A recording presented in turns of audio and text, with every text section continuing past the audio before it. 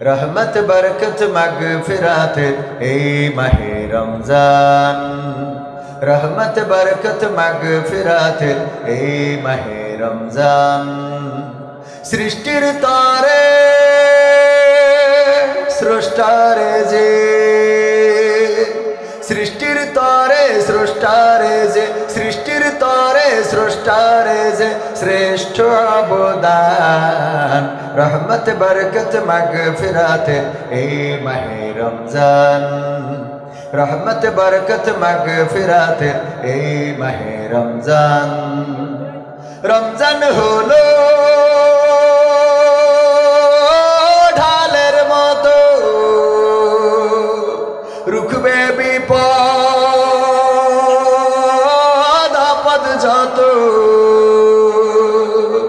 Ramzan hello ढालेर मतो रुखबे विपद आपद যত। रमजान हलो ढालेर मतो रुखबे विपद आपद যত। शक्ति अफुरान रहमत बरकत मगफिरात ए माहे रमजान, रहमत बरकत मगफिरात ए माहे रमजान। जाकत যেমন সব জিনিসের, রোজা তেমন জাকাত দে। জাকাত যেমন সব জিনিসের, রোজা তেমন জাকাত দেহের। জাকাত যেমন সব জিনিসের, রোজা তেমন জাকাত দেহের। রাসূলের ফরমান রহমত বরকত মগফিরাত এই মাহে রমজান, रहमत बरकत मगफिरात ए माहे रमजान। शारदुल होते दीनेर पथे अल्लाहर इश्केर मजनू होते। शारदुल होते दीनेर पथे अल्लाहर इश्केर मजनू होते। शारदुल होते दीनेर पथे अल्लाहर इश्केर मजनू होते। सुजोग सुमहान रहमत बरकत मगफिरात ए माहे रमजान, रहमत बरकत मगफिरात ए माहे रमजान। रमजान से तो अल्लाहर तोरे पुरस्कारो आकातरे। रमजान से तो अल्लाहर तोरे पुरस्कारो आकातरे। रमजान से तो अल्लाहर तोरे पुरस्कारो आकातरे। देबेन रहमान रहमत बरकत मगफिरात ए माहे रमजान, रहमत बरकत मगफिरात ए माहे रमजान। सृष्टिर तारे स्रष्टारे स्रष्टारे जे, सृष्टिर तारे स्रष्टारे जे श्रेष्ठ अवदान। रहमत बरकत मगफिरात ए माहे रमजान, रहमत बरकत मगफिरात ए माहे रमजान। रहमत बरकत मगफिरात ए माहे रमजान। মারহাবা বলা যাবে না? নারায়ে তাকবীর, আল্লাহু আকবার, লিল্লাহি তাকবীর। এই রোজা রমজানের দিন মুসলমানদের পবিত্র একটা দিন, যেখানে মুসলমানেরা হিন্দুদের পূজার সময় তাদের মন্দির পাহারা দিয়ে প্রমাণ করে দিয়েছে যে মুসলমানেরা কারো ধর্মীয় অনুভূতিতে আঘাত করে না। ঠিক না বেঠিক? আর এই রমাদানের মাস, এই নিরাপত্তার মাস, রহমতের মাস, মাগফিরাতের মাস, নাজাতের মাস, বরকতের মাস, যেই মাসে আল্লাহ রাব্বুল আলামিন শয়তানকে শৃঙ্খলিত করেন, যেই মাসে আল্লাহ জান্নাতের দরজা খুলে দেন, যেই মাসের সম্মানে জাহান্নামের দরজা বন্ধ করে দেন, যেই মাসের সম্মানে কবরগুলোর আযাবগুলো মাফ করে দেন, যেই মাসের সম্মানে রোজা রাখার কারণে আল্লাহ জান্নাতে স্পেশাল একটি দরজা বানিয়েছেন যার নাম রাইয়ান, সেই দরজা দিয়ে রোজাদারেরা প্রবেশ করবে। যেই মাসে ইবাদত করলে অন্য মাসের থেকে 70 থেকে 700 গুণ পর্যন্ত বৃদ্ধি করে দেন। যেই মাসের সম্মানে আল্লাহ একটা রাত দিয়েছেন, যেই রাতে ইবাদত করলে 1000 মাসের চেয়ে বহুগুণ সওয়াব, যেই মাসে রোজা রাখার কারণে আল্লাহ জীবনের গুনাহ খাতা সমূহ মাফ করে দেন। এমনকি বিশ্বনবী বলেছেন পরকালের ময়দানে আল্লাহ রাব্বুল আলামিন নিজ হাতে রোজাদারকে পুরস্কার দিবেন। শুধু তাই নয়, কোন কোন বর্ণনায় এসেছে বিশ্বনবী বলেছেন আল্লাহ রাব্বুল আলামিন নিজেই রোজাদারদের জন্য পুরস্কার হয়ে যাবেন। বলেন সুবহানাল্লাহ। এই এত বরকতময়, এত রহমতের মাস, নাজাতের মাস, মাগফিরাতের মাস, ক্ষমার মাস, সেই মাসে ইসরাইল আমার ফিলিস্তিনি ভাইদের উপরে হামলা করে তাদেরকে শহীদ করে তাদের উপরে নির্যাতন নিষ্পেষণ করে প্রমাণ করে দিয়েছে তাদের মধ্যে মানবতা বলতে কিছু নাই। তারা বিশ্বে যে মানবতার দোহাই দেয়, আমেরিকার ডোনাল্ড ট্রাম্পের মদদ রয়েছে, তার মদদ পুষ্ট এই সরকার ফিলিস্তিনকে নিশ্চিহ্ন করতে চায়। আল্লাহর কসম করে বলি, যদি মুসলিম জনতা জেগে না ওঠে তাহলে আল্লাহ রাব্বুল আলামিনের সাহায্য আসবে। এই মুসলমানেরা পরকালের ময়দানে বিচারের কাঠগড়ায় দাঁড়াতে হবে। কারণ আপনার প্রতিবেশীর উপরে আক্রমণ হয়েছে, আপনি কথা বলেন নাই। আল্লাহর নবী বলেছেন যদি প্রতিবেশী হিন্দুও হয় আর তার উপরে যদি আক্রমণ হয়, যদি আপনি বাধা না দেন, প্রতিবাদ না করেন, এর জন্য আপনাকে বিচারের কাঠগড়ায় দাঁড়াতে হবে। আর ফিলিস্তিনি ভাইয়েরা তো আমাদের মুসলমান, আমাদের মুসলমান ভাই, আমাদের বোন, ছোট্ট ছোট্ট বাচ্চা শিশুগুলো, ওরা জানেই না ওদের অপরাধটা কি, যন্ত্রণায়। আমার এখানে একটা ক্ষত দেখতে পাচ্ছেন কিনা? দেখতে পাচ্ছেন? গতকালকে অ্যাক্সিডেন্ট করেছি, এখানে ক্ষত, এই যে হাতে ক্ষত, হয়তো আপনারা দেখতে পাচ্ছেন। একবার হাত ভেঙে গিয়েছিল অ্যাক্সিডেন্ট করে মালয়েশিয়া। আমি প্রায় অ্যাক্সিডেন্ট করি। কালকে স্ত্রী কান্না করতেছে, আমি বললাম যে অ্যাক্সিডেন্ট করে তো বারবার ফিরে আসি, কোনো একদিন দেখবা যে ফিরবো না, আসবো কিন্তু লাশ, আল্লাহ যাই চান সেটাই হবে। তো যাই হোক, অ্যাক্সিডেন্ট করলাম মালয়েশিয়ায়, হাত ভেঙে গেল। ওই সময় সাভারের রানা প্লাজা ধসিত হয়েছিল। সাভারের রানা প্লাজা মনে আছে আপনাদের? এই রানা প্লাজায় অনেকেই চাপা পড়েছিল, কারো হাত কেটে বের করতে হয়েছিল, কারো পা কেটে বের করতে হয়েছিল। কেউ লিখেছিল যে এই রানা প্লাজা আমাকে বাঁচতে দিল না। 7 দিন 13 দিন থাকার পরে ওখানে রেশমা নাটক তৈরি করা হয়েছিল, 13 দিন পরে তাকে বের করা হয়েছিল। যাই হোক, এই রানা প্লাজায় যখন আক্রান্ত মানুষ, ওই সময় হাত ভেঙে গেল, আমি যন্ত্রণায় যখন হাসপাতালে কাতরাচ্ছিলাম, তখন সান্ত্বনা দিচ্ছিলাম যে রানা প্লাজায় যারা আটকা পড়েছিল তারা তো কেউ কষ্টের কথাটা বলতেও পারে না, এমনও ছিল, ঠিক কিনা?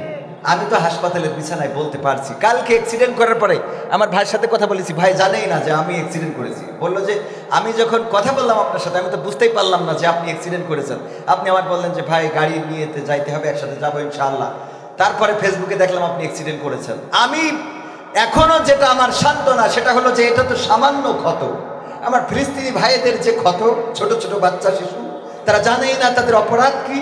কারো পা নাই, কারো হাত উড়ে গেছে, কারো ভাই মারা গেছে, কারো বোন মারা গেছে। ছোট্ট বাচ্চা শিশুটা দুধের জন্য কাতরাচ্ছে, মা নাই, বাবা নাই। এই বাচ্চা শিশুগুলো হাসপাতালের বিছানায়, যেখানে চিকিৎসা দেবে সেই হাসপাতালেও আবার বোমা নিক্ষেপ করা হচ্ছে। 5 লক্ষ মানুষের পানি যেখান থেকে বন্টন করা হতো সেই জায়গাটা তারা ধ্বংস করে দিয়েছে। এখন 5 লক্ষ মানুষ সেখানে পানি পান থেকে বঞ্চিত হচ্ছে। খাবার নাই, রমজানের মাস পড়া থেকে শুরু করে তারা ত্রাণটা বন্ধ করে দিয়েছে ইসরায়েল সরকার। খাবার নাই, পানি নাই, উপরের বোমা, নিচে আক্রান্ত, চিকিৎসা নেওয়ার জায়গা নাই। এই অবস্থার মধ্য দিয়ে তাদের দিন যাচ্ছে। আর আমার তো সামান্য এই ক্ষত, এইটা দিয়ে যদি আমি বলি ওরে বাবা রে, মরলাম রে, গেলাম রে, হইল? কথা কয় না, হইল? কি জবাব দেবো আল্লাহর কাছে? কি জবাব দেবেন আপনারা?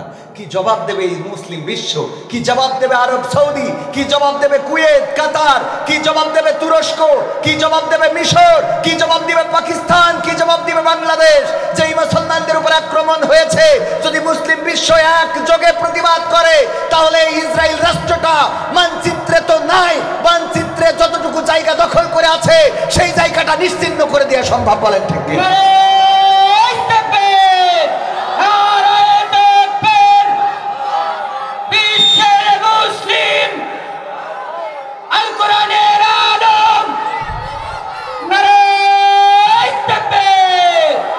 এখন আমাদের উপায় হলো, আমরা যারা অসহায় তারা যখন ওই যে কেউ, অনেকেই বলে যার কেউ থাকে না তার থাকেন কে, বলার জায়গাটা কোথায়? তো আল্লাহর কাছে আমরা বলি, আল্লাহ তুমি রহম করো, রহমানুর রহিম, তোমার দয়ায় স্বাধীন করো আকসা ফিলিস্তিন, তোমার দয়ায় স্বাধীন করো আকসা ফিলিস্তিন। আল্লাহ তুমি রহম করো, আল্লাহ তুমি দয়া করো, রহমানুর রহিম। তোমার দয়ায় স্বাধীন করো আকসা ফিলিস্তিন, তোমার দয়ায় স্বাধীন করো আকসা ফিলিস্তিন।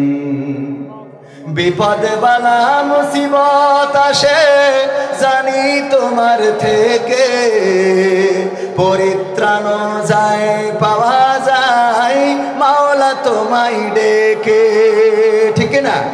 বিপদ বালা মুসিবত আসে জানি তোমার থেকে, পরিত্রাণ যায় পাওয়া যায় মাওলা তোমায় ডেকে। তোমার রহম ছাড়া প্রভু, তোমার রহম ছাড়া প্রভু হবে না স্বাধীন, তোমার দয়ায় স্বাধীন করো আকসা ফিলিস্তিন, তোমার দয়ায় স্বাধীন করো আকসা ফিলিস্তিন। হতাহত হয়েছে যারা, ভেঙেছে বাড়ি ঘর, আপন তুমি করে নিও কইরো না কোপর। হতাহত হয়েছে যারা, ভেঙেছে বাড়ি ঘর, আপন তুমি করে নিও কইরো না গোপর। নতুন করে সাজিয়ে দিও, নতুন করে সাজিয়ে দিও তুমি তাদের দিন, তোমার দয়ায় স্বাধীন করো আকসা ফিলিস্তিন, তোমার দয়ায় স্বাধীন করো আকসা ফিলিস্তিন। আল্লাহ তুমি রহম করো, রহমানুর রহিম, তোমার দয়ায় স্বাধীন করো আকসা ফিলিস্তিন, তোমার দয়ায় স্বাধীন করো আকসা ফিলিস্তিন। বলেন আমিন। আলহামদুলিল্লাহ কেন জোরে বলতে বলেছিলাম মনে আছে? যেই সময় ফিলিস্তিনের এই মানুষগুলো এত উৎকণ্ঠায় দিন যাপন করছে, কারো ভাই নাই, কারো বাবা নাই, কারো মা নাই, ছোট্ট বাচ্চা শিশুরা দুগ্ধ পান করাবে এমন নারী নাই, আহত হয়েছে, রক্ত জমাট বেঁধে রয়েছে, আমার মতো এরকম ছিলে গেছে, কেলিয়ে গেছে, পা কেটে বের করতে হয়েছে, হাত কেটে বের করতে হয়েছে। এই মানুষগুলোর থেকে আমরা ভালো আছি না খারাপ আছি? তো আলহামদুলিল্লাহ আমরা এত আসতে পারবো? আবার বলেন আলহামদুলিল্লাহ। আল্লাহ শুকরিয়া আদায় করলে আল্লাহ নিয়ামত বাড়িয়ে দেন, বলেন সুবহানাল্লাহ। আল্লাহ রাব্বুল আলামিনের শুকরিয়া যত আদায় করবেন, আপনি বিপদে মুসিবতে যত নির্যাতনে নিষ্পেষণে শুকরিয়া আদায় করবেন, আল্লাহ তত আপনার নিয়ামত বাড়িয়ে দিবেন। আইয়ুব আলাইহিস সালাম যখন সমস্ত গায়ে পোকায় আক্রান্ত হয়ে গেলেন, গোশতগুলো পোকারা খেয়ে ফেলে, পোকাগুলো কিলবিল করে বেড়ায়, জায়গা সম্পদ সব ধ্বংস হয়ে গেছে, সন্তানেরাও মারা গেছে, স্ত্রীরা শুধুমাত্র রহিম আলাইহিস সালাম সবাই ছেড়ে চলে গেছে, শুধু একজন ছিলেন। সমস্ত শরীরে ঘাম, সমস্ত শরীরে পোকা, কুষ্ঠ রোগ থেকে শুরু করে পোকা পচন ধরে গেল। তারপরে আল্লাহর জিকির ছাড়লেন না। আল্লাহ রাব্বুল আলামিন যখন এইভাবে দেখলেন যে তারপরে আমার জিকির ছাড়ে না, এবার জিহ্বার মধ্যে ঘা দিয়ে দিলেন, তারপরে জিহ্বার মধ্যে পোকা তৈরি করে দিলেন। তখন আইয়ুব আলাইহিস সালাম বললেন, ওগো আল্লাহ, এবার তো তোমার কাছে আমার অভিযোগ করা ছাড়া রাস্তা নাই। ওগো আল্লাহ, তুমি আমার সন্তানদেরকে কেড়ে নিয়েছো, আমি তোমার কাছে অভিযোগ করি নাই। তুমি আমার সম্পদ কেড়ে নিয়েছো, কোনো অভিযোগ করি নাই। তুমি আমার স্ত্রীদের কেড়ে নিয়েছো, অভিযোগ করি নাই। তুমি আমার সমস্ত গায়ে ঘা দিয়েছো, অভিযোগ করি নাই। পোকা দিয়েছো, অভিযোগ করি নাই। পোকাগুলো আমার গায়ের গোশতগুলো খেয়ে নেয়, তাও কোনো অভিযোগ করি নাই। ওগো আল্লাহ, তুমি যখন আমার জিহ্বায় পোকা দিলে, এখন তো অভিযোগ করা ছাড়া কোনো রাস্তা নাই। কারণ আল্লাহ, তোমার এই পোকা যদি আমার জিহ্বাটা খেয়ে নেয়, তাইলে কেমন করে আমি তোমার জিকির করব, তোমার কাছে একটু জানতে চাই। ওগো আল্লাহ, তোমার কাছে ফরিয়াদ, তুমি আমার সমস্ত সব কিছু কেড়ে নাও। আমার সমস্ত শরীরে পোকা দিয়েছো, আমার সমস্ত অঙ্গ প্রত্যঙ্গ ধ্বংস করে দিতে পারো, কিন্তু জিহ্বাটা আল্লাহ তুমি আমার একটু অক্ষত রেখে দাও, যেন আমি বিপদে মুসিবতে তোমার নামের জিকিরটা করা বন্ধ না করে ফেলি। এই বিপদের মধ্যে জিকির করেছেন কার? আল্লাহ রাব্বুল আলামিন বললেন, ও আইয়ুব, আমার পরীক্ষা করা শেষ, আর তোমার পরীক্ষা নিতে চাই না, তোমার হারানো সব কিছু আমি আবার তোমাকে ফিরিয়ে দিলাম। বলেন সুবহানাল্লাহ। বিপদে পড়বেন, ডাকবেন কাকে? আল্লাহকে ডাকলে আল্লাহকে পাওয়া যায়। ডাকার মতো যারা ডেকেছে তারা পেয়েছে, আল্লাহকে যারা ডেকেছে আল্লাহ তাদের ডাকে সাড়া দিয়েছে, আর আল্লাহকে যারা ডাকে নাই তারা আল্লাহকে পায় নাই। অভিযোগ করেন কিন্তু আল্লাহকে ডাকার মতো ডেকে অভিযোগ করেন না। আর আল্লাহ রাব্বুল আলামিন যদি আপনার পরে কোনো বিপদ বালা মুসিবত দেন, সেটাও আল্লাহ কোনো না কোনো পরীক্ষা, কোনো না কোনো কল্যাণ চিন্তা করে দেন। বলেন সুবহানাল্লাহ। ওয়ালা নাবলুওয়ান্নাকুম বিশাইইম মিনাল খাউফি ওয়াল জুই ওয়া নাকসিম মিনাল আমওয়ালি ওয়াল আনফুসি ওয়াস সামারাত ওয়া বাশশিরিস সাবিরিন। আমার আল্লাহ বলছেন, আমি মানুষকে বিপদ দিই, বালা দিই, মুসিবত দিই, আমি তাদের আয় রোজগারে, আয় উৎপাদনে হ্রাস বৃদ্ধি সাধন করি, আমি তাদের ফল ফসলের ক্ষতি করি, আমি তাদের সন্তান সন্ততির ক্ষতি করি। এইগুলো করে আমি দেখতে চাই কারা ধৈর্য ধারণ করে। বিপদে আসলে যারা বলে, কি বলে? ইন্না লিল্লাহি ওয়া ইন্না ইলাইহি রাজিউন। আমরা আল্লাহর তরফ থেকে এসেছি এবং আবার আমাদেরকে কোথায় ফিরে যাওয়া লাগবে। এই কথা যারা বলে আল্লাহ তাদের উপরে সন্তুষ্ট হয়ে যান। আল্লাহ বলছেন, উলাইকা আলা হুদাম মির রাব্বিহিম ওয়া উলাইকা হুমুল মুহতাদুন। আল্লাহ রাব্বুল আলামিন তাদের উপরে রহম করেন। আল্লাহ রাব্বুল আলামিন তাদের ব্যাপারে সফল কামের ঘোষণা দিয়েছেন। আল্লাহ রাব্বুল আলামিন বলেছেন, তারাই হেদায়েতের পরে প্রতিষ্ঠিত রয়েছে, যারা বিপদে মুসিবতে পড়লেও আল্লাহকে ডাকা ছেড়ে দেয়। আল্লাহকে ডাকা কি ছাড়া যাবে? বিপদে আপদে মুসিবতে, জুলুমে, নির্যাতনে, নিষ্পেষণে, অ্যাক্সিডেন্টে, দুর্ঘটনায়, রক্ত ঝরুক না ঝরুক, সর্বাবস্থায় আমরা বলবো কি? আলহামদুলিল্লাহ। কি বলবো? আলহামদুলিল্লাহ। আল্লাহ খুশি। তুমি যদি আমাকে কষ্ট দিয়ে খুশি থাকতে চাও, আপত্তি নাই। ওই আব্দুল কাদের জিলানী রাহিমাহুল্লাহর মতো বলতে হবে, ওগো আল্লাহ, পরকালের ময়দানে তুমি যদি আমার জান্নাতে দাও, পরকালের ময়দানে তুমি যদি আমার জান্নাতে দাও। আব্দুল কাদের জিলানী রাহিমাহুল্লাহ বলতেন, আল্লাহ, তুমি যদি আমার পরকালে জান্নাতে দাও, আর সেই জান্নাতে দেওয়ার পরে যদি তুমি আমার কোনো খবর না নাও, তুমি যদি আমার সাথে কথা না বলো, তুমি যদি আমারে না ডাকো, তুমি আমারে না দেখা দাও, তাইলে ওই জান্নাত আমি চাইব না। বরং তুমি যদি আমারে জাহান্নামে দাও, দেওয়ার পরে যদি জিজ্ঞাসা করো, আব্দুল কাদের জিলানী, এখন তুমি কেমন আছো? জাহান্নামে তোমার কেমন লাগে? যদি তুমি জান্নাতে রেখে আমার সাথে কথা বলো, আল্লাহ, আমি ওই জান্নাতের থেকে জাহান্নামটাই বেছে নেব। আমি জান্নাতের থেকে জাহান্নামটা বেছে নেব, কারণ তুমি আমার সাথে কথা বলবা, তুমি আমার খোঁজ নিবা, তুমি আমারে দেখা দিবা। ও আল্লাহ, তোমার জন্য নিবেদিত প্রাণ হতে চাই। আমার ইব্রাহিম আলাইহিস সালাম বলেছিলেন, ইন্নী ওয়াজ্জাহতু ওয়াজহিয়া লিল্লাযী ফাতারাস সামাওয়াতি ওয়াল আরদ হানিফান ওয়া মা আনা মিনাল মুশরিকিন। ইব্রাহিম আলাইহিস সালাম বললেন, আল্লাহ, আমি আমার মুখটা ঘুরিয়ে দিলাম সেই দিকে। এই আসমান জমিন যিনি সৃষ্টি করেছেন, এর মধ্যে যা কিছু আছে সব কিছুর মালিক যিনি, স্রষ্টা যিনি, আমি তার দিকে মুখ ঘুরিয়ে দিয়ে ঘোষণা করে দিলাম, আমি কোনো মুশরিকদের অন্তর্ভুক্ত নই। আমি আওয়ামী লীগের না, বিএনপির না, জামাতের না, জাসদের না, বাসদের না, হেফাজতের না, আমি এক আল্লাহর জন্য নিজেকে সমর্পণ করে দিলাম। এই কথা বলার পরে আল্লাহ রাব্বুল আলামিন ইব্রাহিম আলাইহিস সালামের রক্ষা করেছেন না করে নাই? করেছে কিনা? এই জন্য আল্লাহ শিখিয়েছে আমাদের বিশ্ব নবীর মাধ্যমে, বলেছে, ওগো বিশ্ব নবী, তুমি তোমার উম্মতদের জানিয়ে দাও, কুল ইন্না সালাতি ওয়া নুসুকি ওয়া মাহইয়ায়া ওয়া মামাতি লিল্লাহি রাব্বিল আলামিন। আল্লাহর নবীকে জানিয়ে দিলেন, বলতে বলো, তুমিও বলো, তোমার উম্মতদেরকেও বলো, তারা বলুক, কুল ইন্না সলাতি, নিশ্চয় আমার নামাজ, আমার সলাত, অনুসুকি আমার কুরবানি, ও মাহইয়ায়া আমার জীবন, ও মামাতি এবং আমার মরণ, লিল্লাহি রাব্বিল আলামিন। কার জন্য? আল্লাহর জন্য আমাদের কষ্ট, আমাদের দুঃখ, আমাদের বেদনা, আমাদের নামাজ, আমাদের সালাত, আমাদের কুরবানি, আমাদের ত্যাগ, আমাদের দান, আমাদের ফিতরা, আমাদের মাহফিল শোনা, আমাদের মাহফিল না শোনা, সবকিছু কার জন্যে?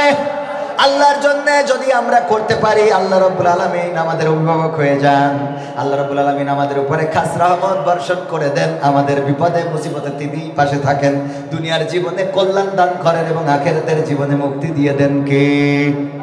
আখিরাতের জীবনের মুক্তিটাই হলো বড় প্রাপ্তি, বড় সফলতা।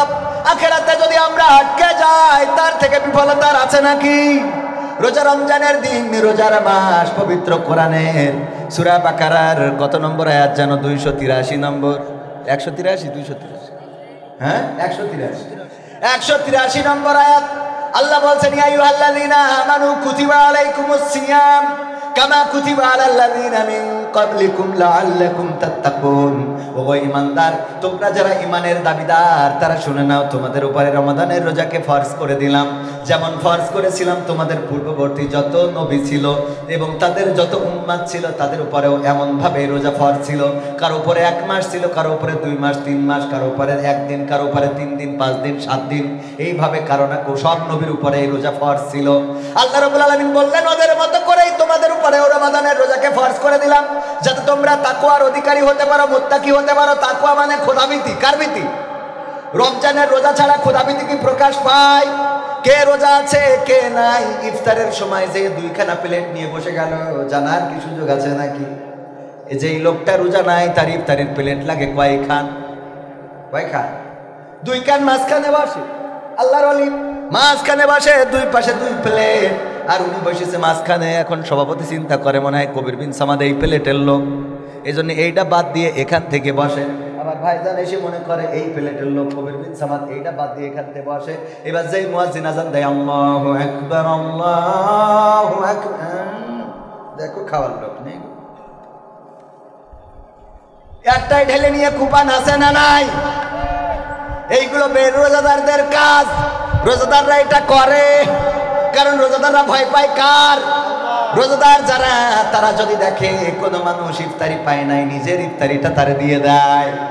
আল্লাহর নবী সাল্লাল্লাহু আলাইহি সাল্লাম বললেন, ওগো আমার সাহাবীরা শুনে নাও, যদি কোনো রোজাদারকে ইফতারি করায়, ইফতারি করানোর কারণে ওই রোজাদার সকাল থেকে সন্ধ্যা পর্যন্ত, সুবহে সাদিক থেকে সূর্যাস্ত পর্যন্ত পানাহার বর্জন করে আল্লাহর সন্তুষ্টির জন্য রোজা রাখলো, কষ্ট করে যতটা সওয়াব পাইলো, শুধুমাত্র সন্ধ্যাবেলা একজন রোজাদারকে ইফতারি করানোর কারণে আল্লাহ রাব্বুল আলামিন ওই সমপরিমাণ সওয়াব এই ব্যক্তির আমলনামায় লিখে দেন। সুবহানাল্লাহ বলা যাবে না? আল্লাহর নবী বললেন, কিন্তু ওই লোকটির সওয়াব থেকে 1 ফোঁটাও কমানো হয়, 1 ফোঁটাও কমায় না। আর আমরা ইফতারি দেওয়ার জন্য লোক খুঁজে পাই না। আমরা আরব দেশে গেলে, মালয়েশিয়ায় গেলে, অন্য দেশে মুসলিম রাষ্ট্রে গেলে দেখতে পাই যে ওই ইফতার নিয়ে দাঁড়িয়ে গিয়েছে রাস্তায়। মানুষ যখন যায়, সাইকেলে যায়, মোটর সাইকেলে যায়, তাদের গাড়িতে, তাদের মোটর সাইকেলে, বাইসাইকেলে, যেভাবেই যায় না কেন, তাদেরকে দাঁড় করিয়ে ইফতার দিয়ে দেয়, নাও ইফতারি করবা, বাড়িতে যাও। আর আমাদের দেশে খালি ধান্দা হলো কত খাওয়া যায়। আবার যদি ইফতারি একটু কমা হয়, তাইলে ওইটা মুখী রোসে না, এখন খিচুড়ি ছাড়া কথা নেই। আমাদের এলাকায় আর যাই হোক খিচুড়ি লাগবে। কি লাগবে? আমাদের আলামিন ভাই আছে এখানে, আমাদের ইফতার মাহফিল, যুব জামাতের ইফতার মাহফিলে কিছু চুলা, কিছু বুট, কিছু ফল ফুললি দিয়ে ইফতারি দেওয়া হচ্ছে। সন্ধ্যাবেলা ইফতারির আগে বলছে, ভাই চলে গেলাম। কেন? বলছে খিচুড়ি ছাড়া আসলে বুঝ করতে পারি না। আলামিন ভাই এখানে আছে, ওটা চলে যায়। কোন মসজিদে গেছে? বিরিয়ানি দিচ্ছে, এই কারণে সেই মসজিদ বাদ দিয়ে কোন মসজিদে খিচুড়ি দিচ্ছে শিখে গেছে। মানে বিরিয়ানি ওদের ভালো লাগে না, খিচুড়ি খাওয়া লাগবে। আমাদের অঞ্চলে, আপনাদের অঞ্চলে এরকম খিচুড়ি দিয়ে ইফতার আছে না নাই? মসজিদে খিচুড়ি দিতে হবে এবং সেই ইফতারিগুলো আবার যদি একটু কম বেশ হয়ে যায়, আজকে মরিচ বেশি হয়েছে, আজকে লবণ কম হয়েছে, আজকে এটা হইলে একটু ভালো হতো, এটা একটু কম, গোশ পড়ে নাই, আমার যেটা খিচুড়ি পড়েছিল একটাও গোশ পড়ে নাই, 3টা হাড় পড়েছে।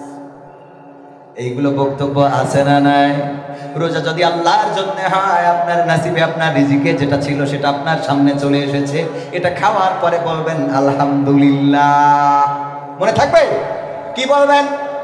আলহামদুলিল্লাহ আমার ভাইয়েরা, এই রমাদানের রোজার মাসে ইফতারি করাবেন। ইফতারি যদি কাউকে করাতে পারেন, কোনো গরিব দুঃখী তরমুজ কেনেন। অনেক বড় বড় তরমুজ আমিও কিনি, এই তরমুজ গরিব মানুষ কিনতে পারে না, কেজিতে বিক্রি হয়। ওই মধু কি ওই কিরে না, ওই কিরে মধু রসমালাই, ব্যাস ওর তরমুজ বিক্রি শেষ। ইউটিউবাররা যে খালি ভিডিও নেয় না, থাক আমার ছোট মানুষের আর বাতাস লাগবি না। ভাইরা আমার, ওই কিরে মধু, এই যে তরমুজগুলো এখন কেজিতে বিক্রি হয়, গরিবেরা কি কিনতে পারে? যাদের টাকা আছে একটা তরমুজ কিনে যদি কোনো গরিবের দেন, একজন ভ্যান চালক, রিক্সা চালক সারাটা দিন ভ্যান চালাইয়ে 300 টাকা 400 টাকা ইনকাম করে। এই 300-400 টাকা ইনকাম দিয়ে একটা তরমুজ কিনে খাওয়া সম্ভব না। কারণ এই বছর আমি যেই কয়টা তরমুজ কিনেছি সবগুলো 300 টাকার উপরে। মোটামুটি যেগুলো ভালো সেইগুলো 300 টাকার উপরে। এই 300 টাকা দিয়ে তরমুজ কেনার মতো গরিব মানুষ যারা ভ্যান চালায়, রিক্সা চালায়, তাদের অ্যাবিলিটি আছে নাকি? আপনার অ্যাবিলিটি আছে, টাকা আছে, যদি একটা তরমুজ কিনে দেন, এই তরমুজটা সন্ধ্যাবেলা যদি বাড়িতে নিয়ে যায়, ছোট ছোট বাচ্চা শিশুগুলো খুশি হয়ে যায়, অনেকদিন পরে বাড়িতে তরমুজ আসে। ভাইরা আমার, একটা তরমুজ কিনে দিলেন, ওটা আপনার নাজাতের ওসিলা হয়ে যেতে পারে। পরকালের ময়দান, মুসিবতের দিন, যেদিন কেউ আপনার জন্য ছুটে আসবে না, মা আপনাকে দেখে পালাবে, সন্তান আপনাকে দেখে পালাবে, স্ত্রী আপনার পরিচয় দিবে না, ভাই বোন কেউ কাউকে পরিচয় দিবে না, ওই দিন মুসিবতের দিন এই ইফতারিটা আপনার নাজাতের ওসিলা হয়ে যেতে পারে। বলেন সুবহানাল্লাহ।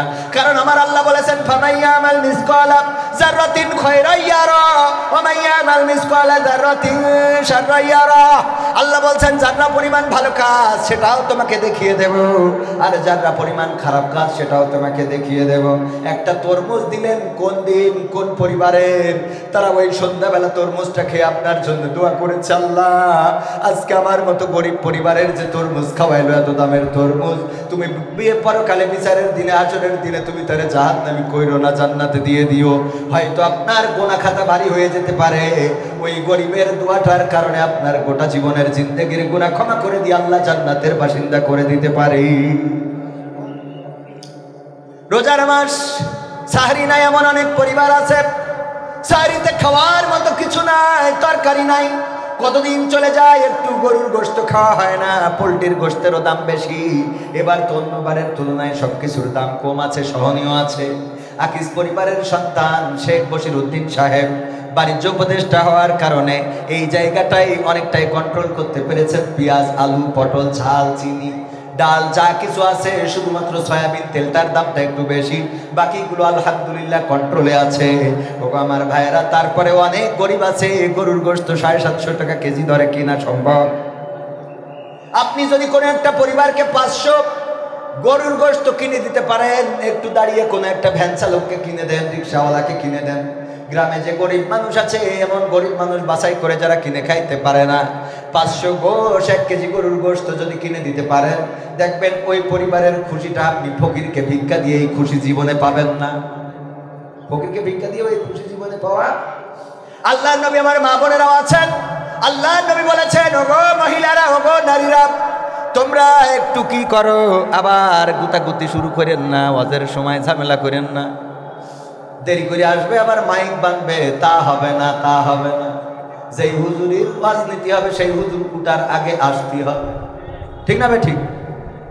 এই শীতে মানে আইসি যখন, তাহলে কবির ভাইয়ের একটু নিয়ে রাখি, যদি কাজে লাগে। ও আমার ভাইয়েরা, মা বোনদের ব্যাপারে বিশ্বনবী বলেছেন, ওগো নারীরা, তোমরা যখন রান্না করো, ওই রান্নায় একটু পানিটা বাড়িয়ে দাও, ঝোলটা বেশি করো। কি করো? পানিটা বাড়িয়ে দাও, ঝোলটা বেশি করো, একটু তরকারি বেশি হবে।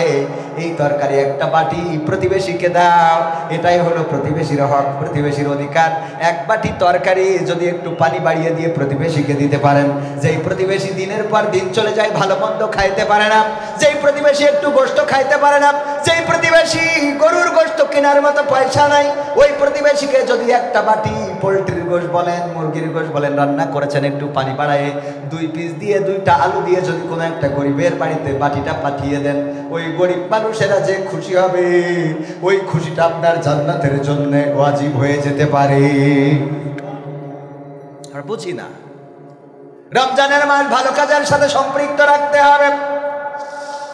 জুতাকালি করতে গিয়েছেন, যে মুচিটা জুতাকালি করে ওই মুচিটার জুতাকালি করার পরে আপনি যদি 20 টাকা হয় 30টা টাকা দিয়ে দেন, দেখবেন ওর আত্মাটা খুশি হয়ে যাবে।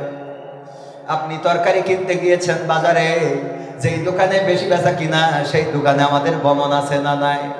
যেই দোকানটা বড় সেই দোকানে আমরা কেনাকাটা করি, একবারও চিন্তা করি না যেই দোকানটায় কাস্টমার ঢোকে না সেই দোকানেও যাওয়ার দরকার আছে না নাই? আল্লাহর নবী এমন একটা সমাজ গড়ে দিয়ে গেলেন। এক ইহুদি কেনাকাটার জন্য মুসলমানের দোকানে গেল, যাওয়ার পরে বলল আমার এটা এটা এটা এটা দেন। বলতেছে এইগুলো তুমি ওই দোকান থেকে নিয়ে নাও। ওই ইহুদি চলে গেল, পাশের দোকানটা ছিল ইহুদির দোকান, ইহুদির দোকানে কেনাকাটা করলো। করার পরে মনে হলো যে আমি যেহেতু ইহুদি আর এই দোকানদারও ইহুদি, গিয়েছিলাম মুসলমানের দোকানে, উনি কেন আমার কাছে মাল বিক্রি করলো না জানার দরকার। আমি ইহুদি হওয়ার কারণে কি আমার কাছে মাল বিক্রয় করে নাই? ছুটে আসলেন আবার মুসলমানের দোকানে, জিজ্ঞাসা করলেন ওগো ভাই কি এমন অপরাধ করেছি? আপনার দোকানে আমি যেই পণ্যগুলো চেয়েছিলাম সেগুলো কি আছে না নাই? বললো আছে। যদি থাকে তাহলে দিলেন না কেন? বললো ওগো ভাই আমি সকাল থেকে বিকাল পর্যন্ত এখানে বেচা কিনা করেছি, আমার অপর পাশের যে দোকানদার ওই দোকানদার সকালবেলায় দোকান খুলেছে বিকাল পর্যন্ত। আমার বাড়িতে পরিবার আছে, আমার মা আছে, সন্তান আছে, সংসার আছে, আমি যা বেচা কিনা করেছি তাতে আমার পরিবারের জন্য আজকে খোরাক হয়ে গিয়েছে। কিন্তু ওই পাশের ইহুদি দোকানদার ওই ভাইয়ের দোকানে তেমন কাস্টমার আমি ঢুকতে দেখি নাই। তার বাড়িতেও মা আছে, সন্তান আছে, সংসার আছে, বিকাল বেলায় সন্ধ্যাবেলায় বাড়িতে যাবে, ওই পরিবারের কাছে কি জবাব দেবে? এই জন্যে আমার যেহেতু বেচা কিনা পর্যাপ্ত হয়েছে তার কারণে আমি ওই দোকানে আমার কাস্টমার পাঠিয়ে দিয়ে ওই দোকানের বেচা কিনা বাড়িয়ে দিলাম। ওই দোকানের বেচা কিনা বাড়িয়ে দিলাম আমার দোকানের কাস্টমার পাঠিয়ে। আর আমরা যদি একটা দোকান বাজারে দোকান দিই তখন চিন্তা করি এই দোকান যেন আর কেউ না দিতে পারে। যদি কেউ পরামর্শ চায় যে দোস্ত বেকার তো বসে আছি, টাকা তো কিছু আছে, বাজারে তো তুমি একটা ব্যবসা নিয়ে বসেছো, এই ব্যবসাটা কিভাবে আমি কি এই ব্যবসা একটা দেবো? কয় দোস্ত রে জীবনে যে কি পাপ করেছিলাম সেটা আল্লাহ জানে আর আমি জানি, এই পাপের ফসল হলো এই দোকান। ঠিক না বেঠিক? অথচ একজন মুসলমানের উপরে অপর মুসলমানের হক কয়টা? 6টা। কয়টা? 6টা হক। দেখা হলে কি করবে? সালাম দিবে হাসি দিয়ে, যদি আলহামদুলিল্লাহ বলে ইয়ারহামুকাল্লাহ বলবে, যদি কোনো পরামর্শ চায় সৎ পরামর্শ দেবে, যদি অসুস্থ হয় দেখতে যাবে, যদি মারা যায় জানাজায় শরীক হয়ে যাবে। এর মধ্যে আর একটা কোনটা মনে হয় বাদ পড়ে গেছে, যাই হোক এর মধ্যে না জানাজা দাওয়াত দিলে গ্রহণ করবে। দাওয়াত যদি কোনো মুসলমান নিমন্ত্রণ করে ভাই আমার বাড়িতে খাইতে এসে, তাইলে তার বাড়িতে নিমন্ত্রণে যাবে। 6টা হক। তাহলে কয়টা? 1 নম্বর দেখা হলে কি করা?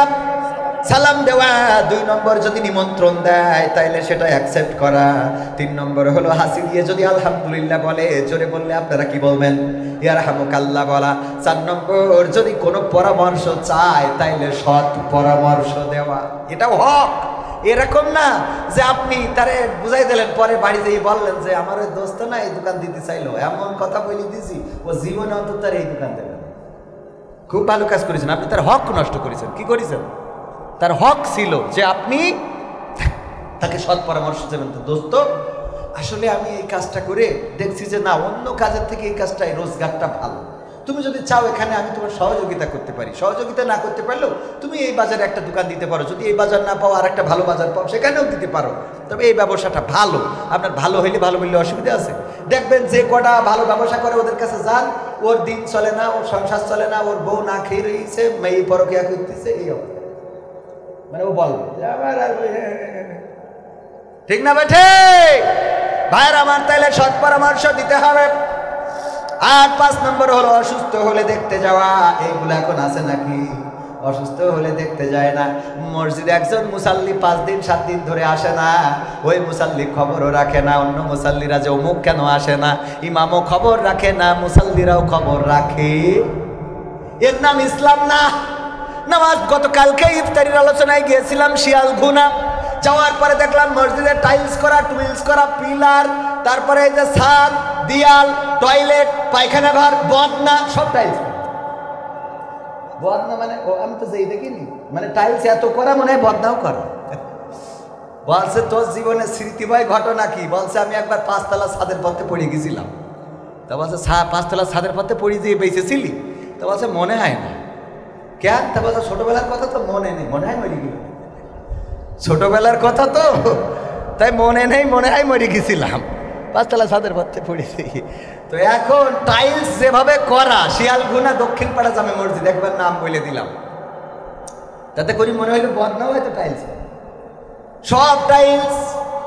অথচ মসজিদে আসরের নামাজে মাত্র হাতে গোনা কয়েকজন, মুষ্টিমেয় কয়েকজন ইফতার মাহফিলে আসে না, লোকের খবর নাই। আমি বললাম এত টাইলস টুইলস ফ্যান এসি করে লাভটা কি যদি মুসাল্লি না থাকে? বরং ভাঙা চাষের বেড়া, উপরে টিনের ছাউনি, এর মধ্যে যদি মসজিদ পরিপূর্ণ থাকে সেটাই মসজিদের সৌন্দর্য। ঠিক না বেঠে? আমরা ওই যে মোড়ের মাথায় বসি, বটতলায় বসি, টাকা তোলে। ভাইয়ের আমার, মসজিদে এসি কিনা হবে, টাকা দেন ভাই, টাকা দেন, দিলে পরকালে দোতলা জান্নাতে থাকবেন। আপনার বাপ মরে ভূত হয়ে গেছে, আমরা জান্নাতে রেখে আসতেছি, খালি 10টা টাকা দেন। আরে বাবা, 10 টাকা দিলে ওর আব্বা জান্নাতে দিয়ে জান্নাত আল্লাহ ওর কাছে। আল্লাহ আমাকে যে কি পরিমাণ কুপান দেবে পরকালে। কবে তুই যে এখন যদি বেনাপোলে 1 শতক জমি কিনতে চান, কয় টাকা? হ্যাঁ, 10 লাখ টাকার নিচেই তো না, 10 লাখ টাকার নিচেই তো না। 1 শতক জমি 5 শতক কিনলি 50 লাখ টাকা। আর জামতলায় মাইক নিয়ে বসে রয়েছে, 10 টাকা দেশে বলছে আল্লাহ তুমি তার জান্নাতের মালিক করে দাও। ওরে বাবা, একটা জান্নাত মানে 10 পৃথিবীর সমান। আল্লাহ কবে তুই 10 টাকায় ও জান্নাত দিতে বলি, কোন আন্দাজে? এইটা তোর অন্য কিছু দরকার, এইটা জবাব দিয়ে তারপরে যাবে। সভাপতি মাইন্ড করেন না, কিন্তু কথা সত্য। মানে ওই যে একজন হোটেলে গেছে, যাওয়ার পরে ওই অনেকেই হোটেলে যেয়ে কিন্তু বিপদে পড়ে যায়। টয়লেটে যে আমাদের আদ্দিন হাসপাতালে টয়লেটে সব কমোড বানাইছে। কি বানাইছে? কমোড। যারা আদ্দিনে যান তারা জানেন, গ্রামের মানুষ এই কমোডে হাত দিয়ে হয় না ওতে সিঁড়ে ভিজে দিয়ে হয়, এইটাই জানে। ওই যে পানি জমা থাকে। তো একজন বলছে, এবার ওমরায় যাওয়ার পরে বলছে, ওমরাতে আবার কাতারে গেলাম, কাতারে গেলি অনেক গল্প হচ্ছে যে ওয়াজে যে আমার দাদা আমাদের মসজিদের মুয়াজ্জিন, সে মক্কায় মোটামুটি ওই যে ডাউন প্যান ছিল, ডাউন প্যানে টয়লেট করেছে। মদিনায় যে একটু ভিআইপি হোটেল, ওখানে যে কমোড, ওই যে উঁচুটা হাইট কমোড, তো ওইটাই যে টয়লেটে যাচ্ছে আর বেরোচ্ছে, যাচ্ছে আর বেরোচ্ছে, যাচ্ছে আর বেরোচ্ছে। আমি বললাম দাদা কি হয়েছেটা কি?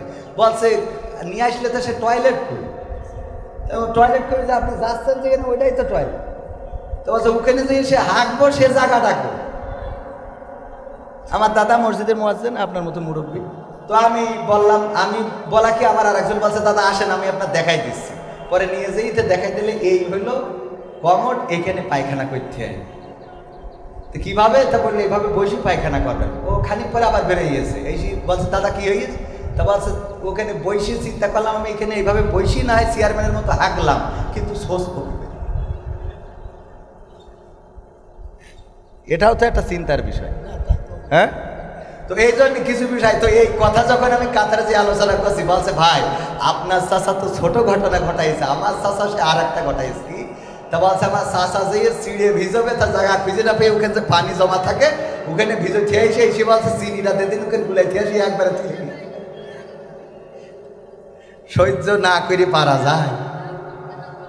তো যাই হোক, এখন মানে এইটা বলতে গেলাম কেন, একজন ওই যে টয়লেট হোটেলে যেই বিপদে পড়ে গেছে, হাই কমোড, টয়লেট করার কোনো রাস্তা খুঁজে পাচ্ছে না। তো করিস কি, ওই মোজা খুলে নিয়ে ওর মধ্যে টয়লেট করেছে, যে এতে বসবো কি পায়খানা করবো কি, ওতে করিয়ে মোজাটায় গিরে দিয়ে ওই যে মানে ছোটো যে জানলা ফ্যান থাকে না, অ্যাডজাস্ট ফ্যান বলে, ওমনি ছেলে দিতে গেছে, সিলিং ফ্যানে গেছে বেরিয়ে যাওয়ার পরে ওই মোজা ফ্যান যত ঘুরিয়েছে সারা দেয়ালে সব ছড়াইছে। হোটেল কর্তৃপক্ষ ঢুকে বলতেছে এ করেছিস কি? বলছে ভাই মাফ করে দেন। বলছে তোর মাফ করি দেবো, অসুবিধা নেই, কিন্তু তোর বলতে হবে যে তুই এ সারা দেয়াল হাগলি কি বলে সেইটা, এইটা বললে তারপরে মাফ।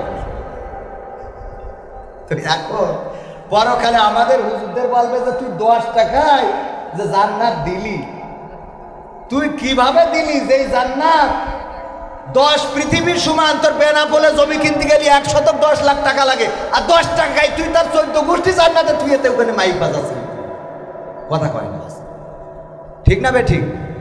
মসজিদে আমি গত সপ্তাহে আমার মসজিদে আলহামদুলিল্লাহ সভাপতি হিসেবে দায়িত্ব দিয়েছে। আমি বললাম যে ভাই আপনাদের পায়ে হাত রেখে বলছি 2 টাকার নোট আর নিয়ে আসবেন না, 2 টাকার নোট আর নিয়ে আসবেন না। 2 টাকার নোট আপনার ফকিরও নেয় না। আল্লাহর কি এত গরিব মনে করেন আপনি? কথা কয় না। আল্লাহর কি বিশাল টাকা পড়ে গেছে, আপনার ওই 2 টাকা লাগবে। আমি বলছি যে এই মাহফিল মসজিদের সভাপতি, আমি যেই জায়গায় থেকে যাবো ওই জায়গায় আমি আছি, তাও 2 টাকার নোট মসজিদে চলবে। কথা বোঝেননি?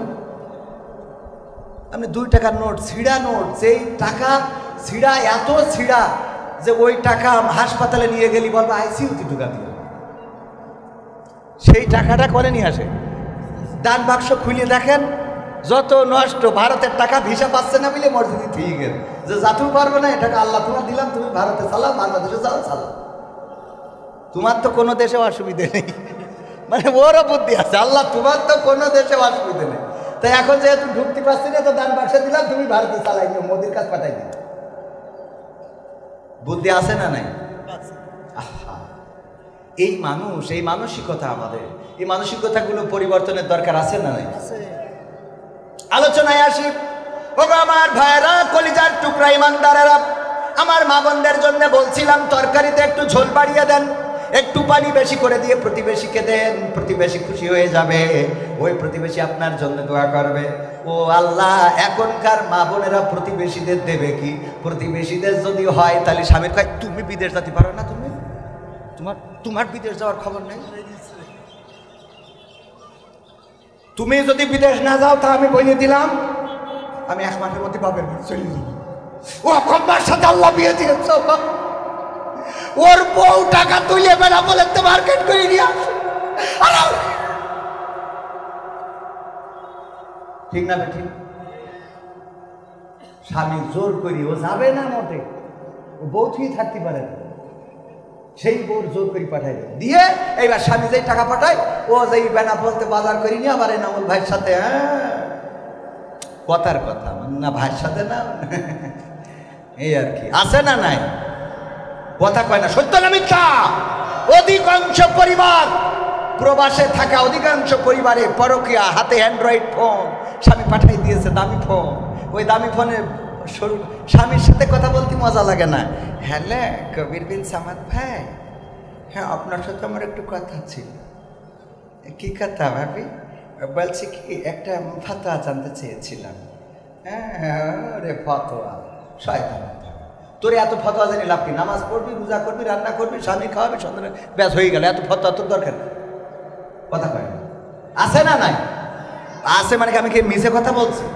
আমাকে কাছে ফোন দেয় না তাই মনে করছে? বলছে আমার স্বামী মরে গেছে। আমি মরে গেছে আমি কি করবো? আমার বিয়ে করা হয়ে গেছে, 2 বাচ্চা হয়ে গেছে। বলছে না বলছেন ফোন দিইনি, আমি একটা কারণে ফোন দিয়েছি। কি? তা আমার স্বামী বেঁচে থাকতে আমি প্রায়ই বলতাম তোমার মরণ করে না কেন আল্লাহ? মরো না কেন? এত লোকের কাছে আজরাইল আসে, তোমার কাছে আসে না কেন? কুত্তার ইজ বাড়ি এই জন্য। তো এই স্বামী আমার কয়দিন আগে মারা গেছে। এখন আমি একেবারে সত্য বলছি, এই অবশ্যই সে মহিলা শোনে, বলতেছে আমি দুশ্চিন্তায় আছি, আমি কষ্ট পাচ্ছি এই জন্যে যে আমি আমার স্বামীকে বলতাম যে মরো না কেন আল্লাহ তোমার মরণ, কারণ সে ছিল অসুস্থ, এই জন্য আমি প্রায় বিরক্ত হয়ে যেতাম, আর বলতাম মারা যাও না কেন, মরো না কেন, তুমি তোমারে আল্লাহ নেয় না কেন, তোমারে আল্লাহ উঠাই নেয় না কেন, তোমারে নিক না হয় আমারে নিক, যারে হয় আল্লাহ একজনটা নিয়ে নিক।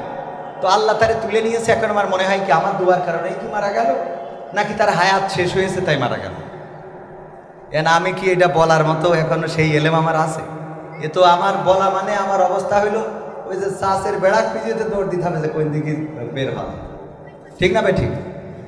আমি বললাম আমার বোন, আপনার স্বামীকে আপনি অভিশাপ দিতেন, মারা যায় না কেন, মরে না কেন, আল্লাহ তুলে নেয় না কেন, আজরাইলকে পাঠায় না কেন?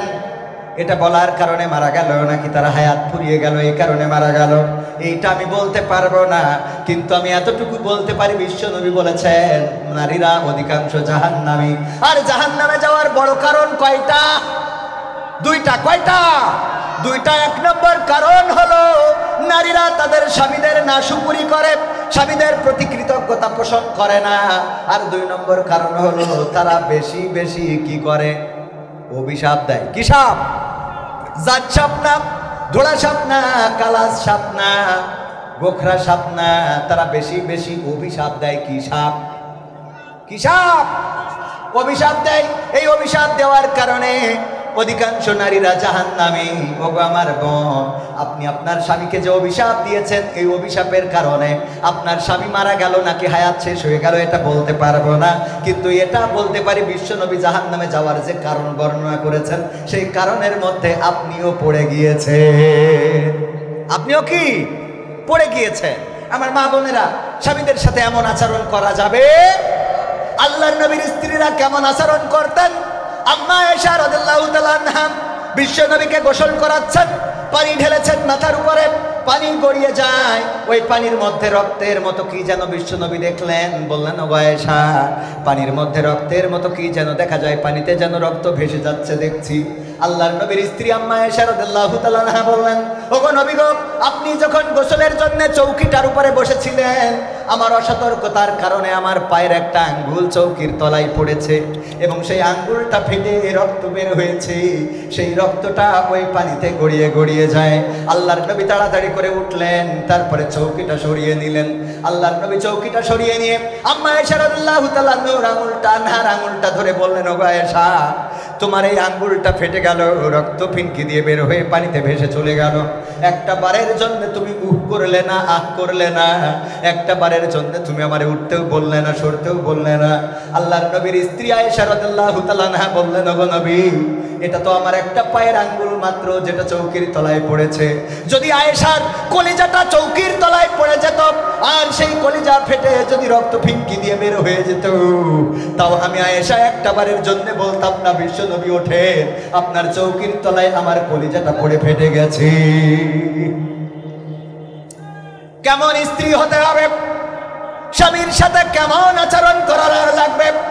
আল্লাহ নবীর কন্যা বিশ্ব নবীর কাছে এসে বললেন, ওগো বিশ্ব নবী, আমার স্বামীকে খুঁজে পাচ্ছি না, আলীকে খুঁজে পাচ্ছি না, কোথায় যেন গিয়েছে, কোথাও পায় না। আল্লাহর নবী বললেন, কেন পাও না? কি এমন আচরণ করেছো তার সাথে? কোন কারণে বাড়ি ছেড়েছে? ফাতেমা রাদিয়াল্লাহু তাআলা আনহা বললেন, ওগো নবী, আজ 3 দিন ধরে বাড়িতে কোনো খাবার নাই। হাসান হুসাইন বারবার আমাকে বিরক্ত করে, মাগো খেতে দাও, খেতে দাও। আমি বললাম, বারবার কেন আমাকে ডিস্টার্ব করো? তোমরা তোমাদের বাবাকে কি দেখতে পাও না? আজ 3 দিন হয়ে গেল, আলী কোনো জায়গায় কোনো কাজ খুঁজে পায় নাই, কোনো জায়গায় কোনো রুজি রুটির সন্ধান করতে পারে নাই, খালি হাতে বাড়িতে আসছিল। এমন সময় আমি এই বকুনিটা দিচ্ছিলাম হাসান হুসাইনকে। এই বকুনি শোনার কারণে আলী রাদিয়াল্লাহু তাআলা আনহু বাড়ি থেকে বের হয়ে গিয়েছে। ফাতেমা বললেন, এই কথাটা যখন বলছিলাম, আলী তখন গেটে ছিল, আর গেট থেকে ভিতরে ঢোকে নাই, বরং পিছন দিকে চলে গিয়েছে। আমি হাসান হুসাইনের কাছে জিজ্ঞাসা করলাম কোন দিকে গিয়েছে। তাদের কাছ থেকে খোঁজ নিয়ে তারপরে আমি চারিদিকে খুঁজলাম, মসজিদে নববীর আশেপাশে খুঁজলাম, কোথাও আমি আপনার জামাতাকে খুঁজে পাই নাই। আল্লাহর নবী বললেন, ওগো ফাতেমা, তুমি আমার আলীকে কষ্ট দিয়ে ফেলেছো। 3 দিন ধরে সে পরিশ্রম করেছে, খুঁজেছে, এই মদিনার অলিতে গলিতে একটু কারমের জন্য, একটু খাবারের জন্য ঘুরে বেরিয়েছে, হয়তো ব্যবস্থা করতে পারে নাই। সে বাড়িতে আসার পরে তুমি যখন বলেছো তোমাদের বাবাকে কি চোখে দেখো না, এটার কারণে আলী বাড়ি থেকে বের হয়ে গিয়েছে। ওগো ফাতেমা, আমি তোমাকে বলে দিই, আমার আলী যদি এই মুহূর্তে মারা যায়, এই মুহূর্তে যদি মালাকুল মাউত আলীর জানটা কবজ করে নিয়ে যায়, আলীকে যদি কোনো বনের বাঘ খেয়ে ফেলে, সাপে যদি কামড় দেয়, আর আলী যদি পৃথিবী ছেড়ে চলে যায়, ওগো ফাতেমা, তুমি যদি ক্ষমা চেয়ে না নিতে পারো পরকালের ময়দানে, হাসরের ময়দানে, আমি নবী মুহাম্মদ, তুমি আমার কন্যা ফাতেমা এই পরিচয়টা দেব না। আমার কন্যা এই পরিচয়টা দেব না। আর আমার মা বোনেরা স্বামীদের সাথে কেমন আচরণ করেন সেটা আপনারা ভালো করে জানেন, আমিও জানি। আমারটা তো বলা যাবে না, কারণ ইউটিউবে যাচ্ছে, আমার বাড়ি আবার করবে, এটা নিয়ে আবার কি টর্চারিং করবে। তো যে পর্যন্ত বলিস ওই পর্যন্ত থাক, আমারটা বলবো না। বুঝি তো কি করে না করে, কি অবস্থায় আছি নাই। ঈদের বাজার করা লাগবে, টাকা থাক না থাক, ঈদের বাজার করে দিই, সবার জন্য সব পোশাকের ব্যবস্থা করে দিই, তারপরেও মন ভরে না। 2টা 3টা করে 3 পিস শাড়ি, সায়া, ব্লাউজ সব বানানোর পরেও কই একটু হাতে কাটা হলে ভালো হইতো, মানে যাই দেন তৃপ্তি ভরবে না। এরকম আছে না নাই? যত যাই করেন তৃপ্তি ভরে, এমন আছে না নাই? তৃপ্তি ভরে না। আমাদের এক হুজুর বলল, ভাই আমার স্ত্রী যাই কিনে দিই পছন্দ হয় না, ওর খালি পছন্দ হয় বাইরের তা। বলে এনামুল হাসান বিন নূর মাদ্রাসা করেছে, এইটা সুন্দর, তোমারটা ভালো না। এনামুল হাসান বিন নূর বোর যে বুরকাটা কিনেছে ওইটা সুন্দর, তুমি যা কিনেছো ওটা পরা যায় না। ওনার বোর 3 পিসটা ভালো, শাড়িটা ভালো, সব এইটা পরের তা পছন্দ হয়। এই জন্য আমি বুদ্ধি করে একটা দামি শাড়ি কিনে নিয়ে গেলাম, নিয়ে যেয়ে আমি ডাইনিং টেবিলের পরে রাখলাম। রাত্রি রেখে বললাম স্ত্রী খাবার দাও। শাড়িটা রাখার পরে স্ত্রী খালি আড়ছো কি তাকায়, শাড়িটা কার, শাড়িটা কার। ও তো না জানা পর্যন্ত মনের মধ্যে কি মানে ও তো জানতেই হবে। সিসি ক্যামেরা আর কি, তার থেকে আমার মা বোনদের ক্যামেরা ভালো। বাবু ঘটনা একটা ঘটিকে শুনেছিস? ওই না তো। আল্লাহ এখনো শুনিসনি? ও আল্লাহ তুই কি তুই কনে ছিলি? কে কি আল্লাহ? ওই আব্দুলির আব্বাস জুতো চুরি হয়ে গিয়ে মসজিদ। মানে এমন ভাবে উপস্থাপন করবে যে ওর জন্য মানে বাংলাদেশ ফিলিস্তিনি রূপ নিয়েছে। ঠিক না ভাই? ঠিক শুনে নে। ও আমার ভাইয়েরা, শাড়িটা রাখার পরে বারবার তাকায়, এক ফাঁকে জিজ্ঞাসা করে বসলো শাড়িটা কার। ওই হুজুর বলতেছে শাড়িটা এনামুল হাসান বিন নূর কিনেছে তার বোর জন্য। বসে দেখো কত সুন্দর রং, কালারটা কত সুন্দর, শাড়ির পায়টা কত সুন্দর। আর তুমি যেখানে থাকি তোমার সাথে আমার আব্বা বিয়ে দিয়ে আমার জীবনটা আছে না, কিছু কলেই না, কিন্তু কলি নাই। আমি বলি তোমার সংসার করছি, অন্য লোক হলে ঝাঁটা দিয়ে বিদায় করে চলে যেত। আমার মাঝে মাঝে মনে হয় এই কথার জন্যই তাড়াতাড়ি আরো দুটো বিয়ে করি, তোর বাইরে থাকে কিনা দেখ। সাহস পাচ্ছি না, কারণ এখন তো বিপদ শুধু একদিকে না, আগে তো গলা খাট, তারা কোনো অন্য জায়গায় কেটে বাড়ি নিয়ে যাচ্ছে। ঠিক না ভাই? ঠিক। এজন্য ভয় আছে না নাই? আপনি খবরদার এই বয়সে রিস্ক নেবেন, খবরদার, নিষেধ করে খেলাম। আমরা তার শক্তি আছে, হয়তো প্রতিবাদ করতে পারবো। কি হবে বেঁচে থেকে? ও সঙ্গীত শোনাইতে হবে না দুই একটা? আমার একবার পোস্টারে দিয়া যে কি যেন বিশেষ আকর্ষণ, আবার এনে কয় তৃতীয় বক্তা। মানে আমার তো জ্বালা শেষ নেই। একবার বক্তা, একবার শিল্পী, একবার ওয়াইজিন, একবার নাট্যকার, একবার তার 7-17 এই নিয়ে সমালোচনাও আছে। যাক, অসুবিধা নেই, যা থাকে থাক, আমরা আমাদের কাজ চালাই নেবো ইনশাল্লাহ। আমাদের কর্ম কার জন্যে? আল্লাহর জন্য। আর কার জন্যে? আবার কয় আল্লাহর জন্য। আল্লাহর জন্য আর টাকার জন্য। কিসের জন্যে? কথা কয় ও এটা কতি লজ্জা করতে। হুজুর মনে করেন টাকা ছাড়াই কে নিয়েছে, কিন্তু আমার টাকা দিয়ে মনির খানের মতো গান গাইতে পারবেন না।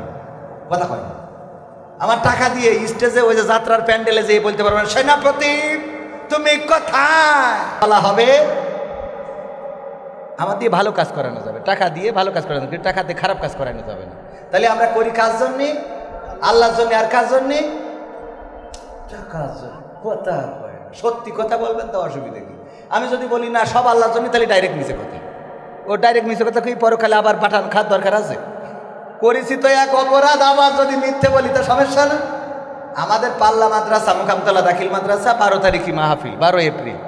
তো বলছে তুমি থাকবা, তুমি এই মাহফিলে দ্বিতীয় বক্তা হিসাবে, এবং পরিচালনাও তুমি করবা। আর মাহফিলে মোটামুটি বক্তাদের টাকা পয়সা যা লাগে তোমরা প্রাক্তন ছাত্ররা দিবা। আমি বললাম স্যার আমি একটা মাহফিল করি মোটামুটি মানে নিই, তো এখন এই যে একটা মাহফিলি এখানে থাকছি মানে তো মেলা টাকা দিয়ে ফেলালাম, তাই না? এটা মাইনাস করে 50,000 টাকা অলরেডি। হ্যাঁ, তা বলছে যে একটা কথা বলো যে এত যে টাকা নেও মাহফিলে, পরকালে কি হিসাব দিবা আল্লাহর কাছে, আল্লাহ যদি এটা ধরে? তাই আমি বললাম হুজুর আমি তো ভালো কোরআন হাদিস জানা লোক না, নাটক মাটক করা মানুষ। আমার হিসেব হইল এনামুল হাসান বিন নূর, ওরা তো মাওলানা, তারপরে দেলোয়ার হোসেন, এই আব্দুল্লাহ আল আমিন, আমির হামজা, তারপরে মিজানুর রহমান আজহারি, হাফিজুর রহমান সিদ্দিকী, এই তারেক মনোয়ার, এরা যদি জান্নাতে যায় তাহলে আমি টেনশন মুক্ত। কিন্তু উগে যদি আল্লাহ ধরি ফেলে তা আমি কোনো কথা ছাড়াই আগে যেই জাহান্নামে বসে থাকা ছাড়া রাস্তা নেই। ঠিক না? ওদের যদি ধরে তা আমার আর কোনো রাস্তা আছে? হ্যাঁ, বড় বড় মানুষ যদি অ্যাটাক হয়ে যায়, আপনার এত বড় দাড়ি, এত বড় টুপি, এত বড় রুমাল, এরপরে যদি আল্লাহ আপনার ধরি ফেলে, আমি কোনো কথা ছাড়াই জাহান্নামে যে বসে থাকা ছাড়া রাস্তা না। এইটুক দাড়ি নিয়ে হবে? এটা তো আমি ভালোভাবে বুঝি। আল্লাহ ক্ষমা করুন, বলে না আমি যত সহজে বলছি পরকালটা এত সহজে হবে। ইকরা কিতাবাকা কাফা বিনাফসিকা আল-ইয়াওমা আলাইকা হাসিবা। রুবেল ভাই আসছে তো দেন দেন স্লোগান ভাই। দ্বিতীয় নারায়ে তাকবীর, নারায়ে তাকবীর,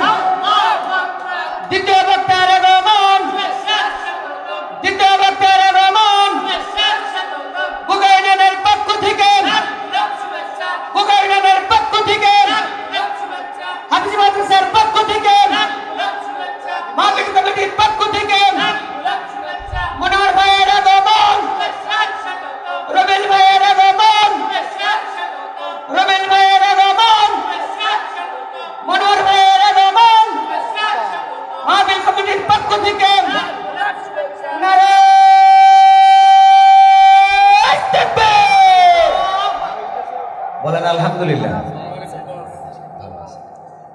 বলেন আলহামদুলিল্লাহ। শুক্রিয়া কার? 1500 টাকা পাওয়া গেছে।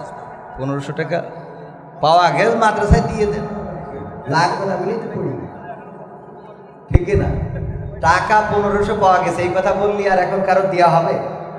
বলার দরকার ছিল যে টাকা হারানো কারো যদি যেয়ে থাকে আমাদের কাছে ডকুমেন্ট দেবেন যে কয় টাকা দিয়ে দেবেন, বলছে 15 টাকা তো ওয়ারেস মেলা পাওয়া যাবে না।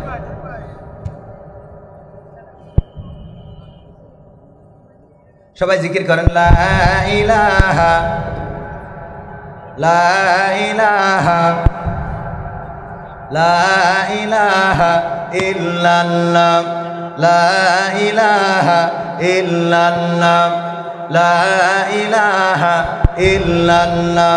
এইটা ঠিক করে না, তাই আমি তো যাহাই পারবেন চাপানো কি করবেন, বক্তা নিয়ে আসেন বেশি, তাই হবে কি ওখানে একটা ইট মেরি দেন, আরো ইট নিয়ে আসেন মারা আসতে, আমি কি ধৈর্য বাস পারবো? এটা কিছু তো করবে।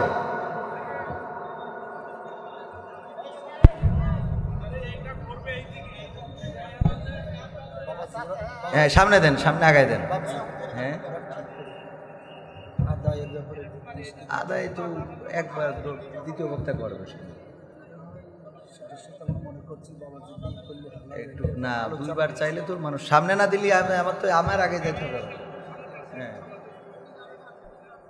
মাইক্রোফোন দেন, আরো সামনে নিয়ে আসেন। তা আমার একটু সামনে না দিলে আমি কথা বলে জুত পাবার না। আচ্ছা তা আমি আগাই নিচ্ছি এই টেবিলটা।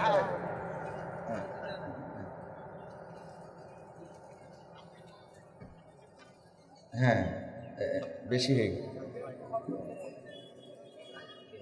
হ্যাঁ নেন ঠিক আছে, একটু উঁচু করা গেলে করা যেত, উঁচু করা যাবে না? দেখেন না, তাড়াতাড়ি করেন, মানুষের কষ্ট হয়ে যাচ্ছে। আমি ধরছি, আপনি টানেন।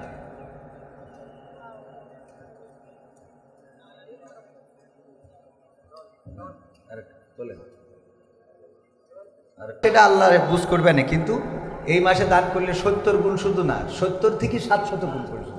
কত? সুবহানাল্লাহ বলবেন না? ওগো আমার ভাইয়েরাম, আলোচনায় ফিরে আসি। যেই কথা বলছিলাম, প্রতিবেশীকে যদি একটু ঝোল বাড়িয়ে দিয়ে কিছু তরকারি দেন, প্রতিবেশী খুশি হয়ে যাবে। কিন্তু এখনকার সময় সেটা তো নয়। এখনকার যেটা, সেটা হলো প্রতিবেশীর যদি উন্নতি হয়, পাশের বাড়ির মহিলার মাথায় কাজ করে। যদি ভাইয়ের উন্নতি হয়, আপর ভাই বউয়ের কাজ করে। তোমার ছোট ভাই এত কিছু করে, তুমি করো না কেন, পারো না কেন? কত রকম নির্যাতন, নিষ্পেষণ, টর্চার। ওই যে শাড়ির উদাহরণ দিচ্ছিলাম, মনে আছে না? নাই হুজুর বলল যে এই শাড়িটা কিনেছে নামুল হাসান বিন নূর তার স্ত্রীর জন্য। দেখো কত সুন্দর রং, কত সুন্দর কালার, কত সুন্দর এই শাড়ির পাল্টা, কত সুন্দর ডিজাইন। এই শাড়ি তোমার নজরে কোনোদিন পড়ে নাই, কারণ তোমার পছন্দ ভালো না। বলল দেখো তোমার যদি এই শাড়িটা পছন্দ হয়, তাইলে তুমি এটা নাও। এনামুল হাসান বিন নূর আমার আত্মীয় মানুষ, বন্ধু মানুষ, আমি তারে বুঝাই দিবা না, এই শাড়িটা তুমি নাও। বউ ওই শাড়িটা নিয়ে খুবই খুশি। ওরে আল্লাহ, খুব ভালো একটা শাড়ি পাইছি, খুব খুশি। রাত্রে শোয়ার সময় ওই হুজুর জিজ্ঞাসা করতেছে, ওগো আমার স্ত্রী, শাড়িটা তোমার পছন্দ হয়েছে কিনা? বললো অনেকদিন পরে একটা মনের মতো জিনিস পাইছি। এটা তো তুমি পছন্দ করো নাই, কারণ তোমার নজর ভালো না। তোমার তো দুইটা চোখ দেয় না, আল্লাহ দিয়েছে মারবে, যেটা দিয়ে ভালো কিছু তোমার চোখে পড়ে না। আমাদের এনামুল হাসান বিন নূর কিনার কারণে এই শাড়িটা এত সুন্দর, এত সুন্দর পাড়, এত সুন্দর সুতা, এত সুন্দর রং, এত সুন্দর ডিজাইন, আমার খুব পছন্দ হয়েছে। স্বামী বলতেছে, আমার স্ত্রী গো, তোমারে আমি কত ভালোবাসি। সেইটা প্রমাণ করার জন্যে আজকে আমি একটু এই সলসাতুরির আশ্রয় নিয়েছি। ওগো আমার স্ত্রী, আজকে যদি মারা যায়, তাইলে আর মনের কথাটা বলা হবে না। তোমারে মনের কথাটা বলে ঘুমাতে চায়। সেটা হলো আমি আমার টাকা দিয়ে নিজে পছন্দ করে তোমার জন্য নিজ হাতে এই শাড়িটা কিনে এনেছি। স্ত্রী বলতেছে, সত্যি সত্যি তুমি কিনেছ? বলছে, আমি কিনেছি তোমার জন্য, খুব পছন্দ করি। বলছে, তাহলে এর রং থাকবে না, তাহলে এর ওর কি খুশি করা সম্ভব? বলেন। স্বামীর প্রতি নাশুকরি করে জাহান্নামে যাওয়ার কারণ, স্বামীর প্রতি নাশুকরি করে, স্বামীর প্রতি কৃতজ্ঞ না, স্বামী যেটা খাওয়ায় তাতে সন্তুষ্ট না, স্বামী যেটা পড়ায় তাতে সন্তুষ্ট না, স্বামী যেটা দেয় তাতে সন্তুষ্ট না, স্বামী যেটা তার জন্য করে তাতে সন্তুষ্ট না, এমন যদি কোনো নারী থেকে থাকেন, ওই পরকালের ময়দানে জাহান্নামে যাওয়ার কারণের মধ্যে অন্যতম বড় কারণ 1 নম্বর। আর 2 নম্বর কারণ হলো বেশি বেশি অভিশাপ যারা দেয়। বেশি বেশি অভিশাপ দিলে আল্লাহ রাব্বুল আলামিনের নবী বলেছেন এটা তার জাহান্নামে যাওয়ার জন্য মেজর কারণ, বড় কারণ। সুতরাং মা বোনেরা আমার, স্বামীর প্রতি কৃতজ্ঞ থাকতে হবে। আর ওই যে কি করা যাবে না, অভিশাপ দেওয়া মনে থাকবে। পুরুষরা বলছে হুজুর ওয়াজটা খুব কাজে লেগেছে, আর মা বোনেরা বলছে এই খালি আমাদের গুতোই। তা পুরুষরা এসে যে রাত 12টার সময় কষা এক কান নিয়েতে পিটির পরে ভাঙে, এটা কি ডাক আছে না নাই? নারীদেরকে নির্যাতন করে কারণে অকারণে। যৌতুকের জন্য বাবার বাড়িতে পাঠিয়ে দেয় ইফতারি নিয়ে আসো। ঈদের বাজার, ঈদের সময় যদি শ্বশুর নতুন জামা কাপড় না কিনে দেয়, গোলমাল আছে না নাই? ঈদের বাজার করে দিতে হবে, ইফতারি কিনে পাঠাতে হবে। আমাদের এই জেলার থেকে অন্য জেলায় এই প্রচলনটা খুব বেশি। প্রতিটা রমজান মাসে ইফতারি কিনে পাঠানো লাগে জামাইয়ের বাড়িতে। যদি না পাঠায় মেয়ের উপরে নির্যাতন করে, নিষ্পেষণ করে, এমনকি গায়ে পেট্রোল ঢেলে, ডিজেল ঢেলে, কেরোসিন ঢেলে আগুন ধরিয়ে দেয়, নির্যাতন নিষ্পেষণ করে দুনিয়া থেকে বিদায় করে দেয়। এমন অনেক স্বামী আছে, এমন অনেক কুলাঙ্গার আছে, এমন পরিবার যারা এই পরিবারগুলো আল্লাহ রাব্বুল আলামিন বিচারের কাঠগড়ায় দাঁড় করাবে। আর নিরীহ এই স্ত্রীদের সাথে অন্যায় আচরণ করার কারণে আল্লাহর নবী বলেছেন তাদের জন্য জাহান্নাম ফায়সাল্লাহ হয়ে যাবে। বলেন নাউজুবিল্লাহ। স্ত্রীকে বিনা কারণে মারা যাবে না, তুচ্ছ কারণে তার সাথে গোলমাল করা যাবে না। যে স্ত্রী প্রতিদিন আপনার মশারিটা টানিয়ে দেয়, যে স্ত্রী প্রতিদিন আপনার কয়েলটা ধরিয়ে দেয়, যে স্ত্রী প্রতিদিন আপনার রান্না করে খাওয়ায়, ওই স্ত্রী যেদিন অসুখ হয়েছে একটু কি রান্নাঘরে যে রান্না করা যায় না?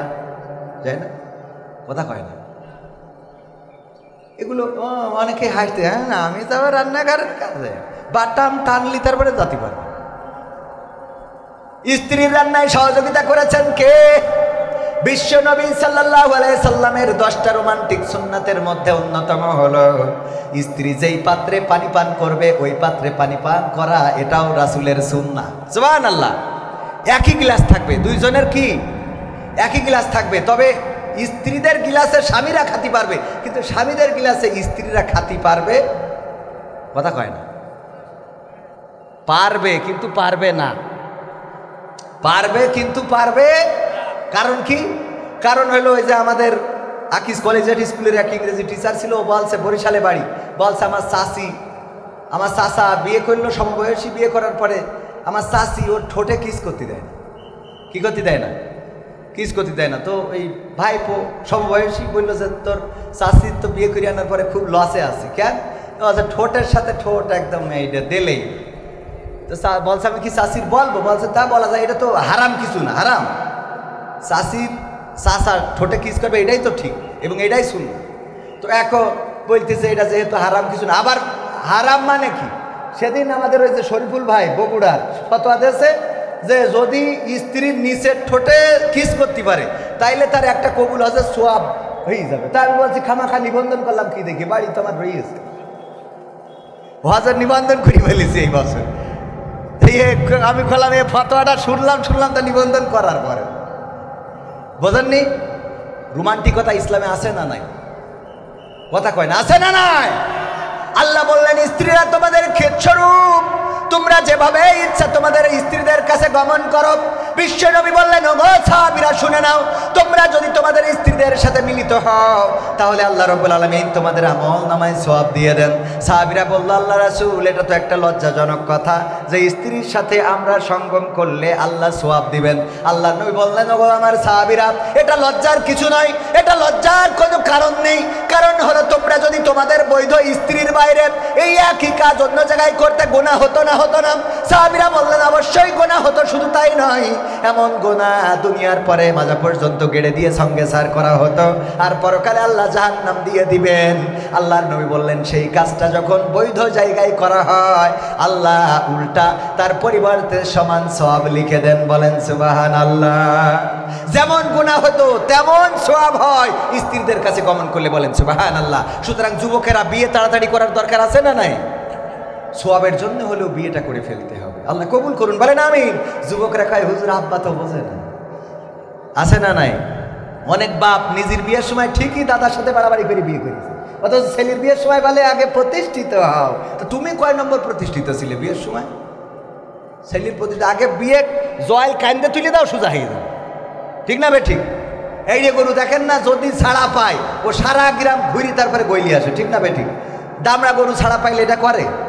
তা আপনার এরিয়ার একটু ওই যে চুলির কাটিং দিয়েছে, কুত্তা কাটিং সোজা করতে পারছে না, এমন কাটিং দিয়েছে দেখি শয়তানও কয় তোর আল্লাহ শয়তান আমার বানাইস কি দেখি তোর বানালি তো হতো। আছে না নাই? কথা কয় না। আরে রোজার মাসে গদখালিতে আমার আল্লাহর ওলিরা, বেশি বলবো না, বললি কবে আবার আমাকে কাটি করতেছে। কথা কয় না, করিস না, করে না। ধর্ষণ শুধু না, গণধর্ষণ। কি ধর্ষণ? গদখালিতে যা ফুল বাগানে যা, আর একটু ওনাকে আবার ফুল বাগানে না গেলে হয় না, বেড়াতে নিয়ে যেতে হবে, মাথার পরে আবার ফুল দিতে। তোর ফুল দিতে কেছে মাথার পরে? এই আসে না নাই? ওরে বাবা সব কত মাথার পরে ফুল, মাথার পরে ফুল দিয়ে মোটরসাইকেলের পিছনে বসে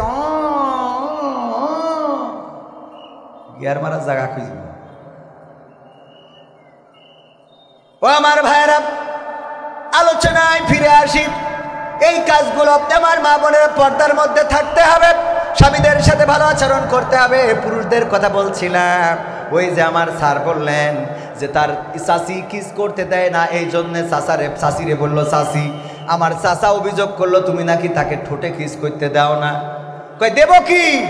তোমার চাচা বিড়ি পান করে, ধূমপান করে, বিড়ি খেয়ে মুখের যে অবস্থা করে রেখেছে, ওর পাশায় কিস করা যাবে, তা ঠোঁটে না। তালি গিলাসে কি পানি পান করা যাবে? স্বামীরা খালি বুঝতে পারিছেন এখন কেন পান করে না? কথা বোঝা গেছে কিনা? ও পানি পান করলি ও তো পানি থাকে না, ও মনে হয় যে বিড়ি গুলাই থিয়েছে। সত্য বলছি না মিথ্যা বলছি? পায়খানা ঘরে যাবেন, কোনো বিড়িখোর পায়খানা করে আসলে আপনি টয়লেটে গেলে মনে হবে আপনি পায়খানায় আসেননি, বিড়ি ফ্যাক্টরিতে আছেন। এই সত্য না বলেন? একদম আল্লাহর কিরে করে পাবেন। হ্যাঁ, তো ওর ওই গিলাসে কি পানি পান করা সম্ভব? কথাগুলো আপনাদের খারাপ লাগছে? আমার মা বোনেরা বলছে এই হুজুরির আগামী বছর দাওয়াত দে, না আনলি আমরা টাকা দেব। কারণ যে অতিষ্ঠ করতেছে জীবন শেষ। নামাজের সময় যখন ইমাম বলে ওয়ালা দলিন, এই যে হামিম কই ছাড়লো, দুই কান্দের ফেরেশতা খাতা থিপ চলে যায় যে পরে এসে লিখ পায়। এখন তুই আগে আমিন বলি না, আমি পরে আসবো, কারণ তোর মুখিতে যা বেরোইলো আপাতত থেকে থাকতে পারছি না। ঠিক না বে ঠিক? পাশে দাঁড়াইলে বোঝা যায়, দেখবেন বিড়িখোরের পাশে দাঁড়াইলে নামাজে ও যখন আমিন বলে, আমিনের গন্ধে ওখানে দাঁড়ানো কষ্ট হয়ে যায়। যারা নিয়মিত নামাজি তারা এটা বুঝতে পারবেন, আর নিয়মিত বিড়িখোর যারা তারা তো জীবনে নামাজ পড়লেও বুঝবেন না। ঠিক না বে ঠিক? তাইলে নবীর রোমান্টিক সুন্নাতের মধ্যে যেটা, স্ত্রী যেই গ্লাসে পানি পান করবে স্বামী সেই গ্লাসে পানি পান করবে, স্বামী যেই গ্লাসে পানি পান করবে স্ত্রীও সেই গ্লাসে পানি পান করবে। রোমান্টিক সুন্নতের মধ্যে রয়েছে একটাই বালিশ থাকবে, স্বামী স্ত্রীর ঘরে দুইটা বালিশ হবে না, এক বালিশে দুইজন মাথা দিয়ে ঘুমাবে। বলেন সুবহানাল্লাহ। শুধু তাই নয়, স্ত্রীদের সাথে দৌড় প্রতিযোগিতা করা, খেলা করা, আনন্দ করা। র্যাকেট খেলা যদি পর্দা থাকে, আবার র্যাকেট খেলা যদি স্কুল মাঠে যাওয়া যাবে। আপনি চাইলে আপনার স্ত্রীর সাথে র্যাকেট খেলতে পারবেন, আপনি চাইলে আপনার স্ত্রীরে বলবেন যে বল করতে, আপনি ব্যাট করবেন। এইগুলো যদি করেন ভালোবাসা বাড়বে, সংসারে আনন্দ বাড়বে, স্ত্রী স্বামীর মধ্যে মহব্বত বাড়বে, এই সংসারে পরকীয়া থাকবে না, এই সংসারে অন্য স্ত্রীর সাথে স্বামী কথা বলবে না, আর স্ত্রীরাও অন্য স্বামীর সাথে কথা বলবে না। বলেন ঠিক কিনা? কিন্তু আমরা তো স্ত্রীকে সময় দিই না, আবার স্ত্রীরাও স্বামীকে সময় দেয় না। ওই যে বলছিলাম যে অনেক স্ত্রী আছে যারা স্বামীর কথা ভালো লাগে না, কিন্তু কবির বিন সামাদের কাছে ফোন ধরে ঘন্টার পর ঘন্টা বলতে খুব ভালো লাগে। এরম আছে না নাই? স্বামী যদি ফোন দেয় বিদেশ থেকে, এই এত ফোন দাও কেন? এই এত ফোন দিতে কেন জন্য তোমার? হ্যাঁ, টাকা পাঠাবা, পিন নাম্বার বলে দিবা, টাকা তুলে আনবো, এত ফোন দাও কেন? রেখে দাও। দিয়ে এবার হ্যাঁ বল্টু ভাই কেমন আছেন আপনি? অনেকদিন পরে দেখেন তো আমার ঠোঁটটা কেমন লাগছে। ও বাবা, ও বল্টুর কাছে যাইতে ঠোঁট দেখায়, কথা কয় না। আছে না নাই? পুরুষও আছে, বোর সাথে খ্যাক ম্যাক সারাদিন এই এটা করেন, এই এটা করেন, এই এটি করেন, আছে না? কিছু করলি ভাতে একটু লবণ কম বেশি হয়েছে না, ভাতে তো হয় না, তরকারিতে লবণ একটু কম বেশি হইল, লবণ কম হইল কেন, বেশি হইল কেন? আরে বাবা এই নিয়ে যে টর্চারিং করেন না করি, লবণ যেহেতু বেশি হয়েছে, ভালো বেশি বলা যায় না। তুমি আজকে বেগুন রাঁধতে চাও, তো মনে হচ্ছে হরিণীর গোশ রাঁধতে চাও, লবণটা একটু কম হইলে আর একটু ভালো হইতো, ও খুশি হয়ে যাবে না?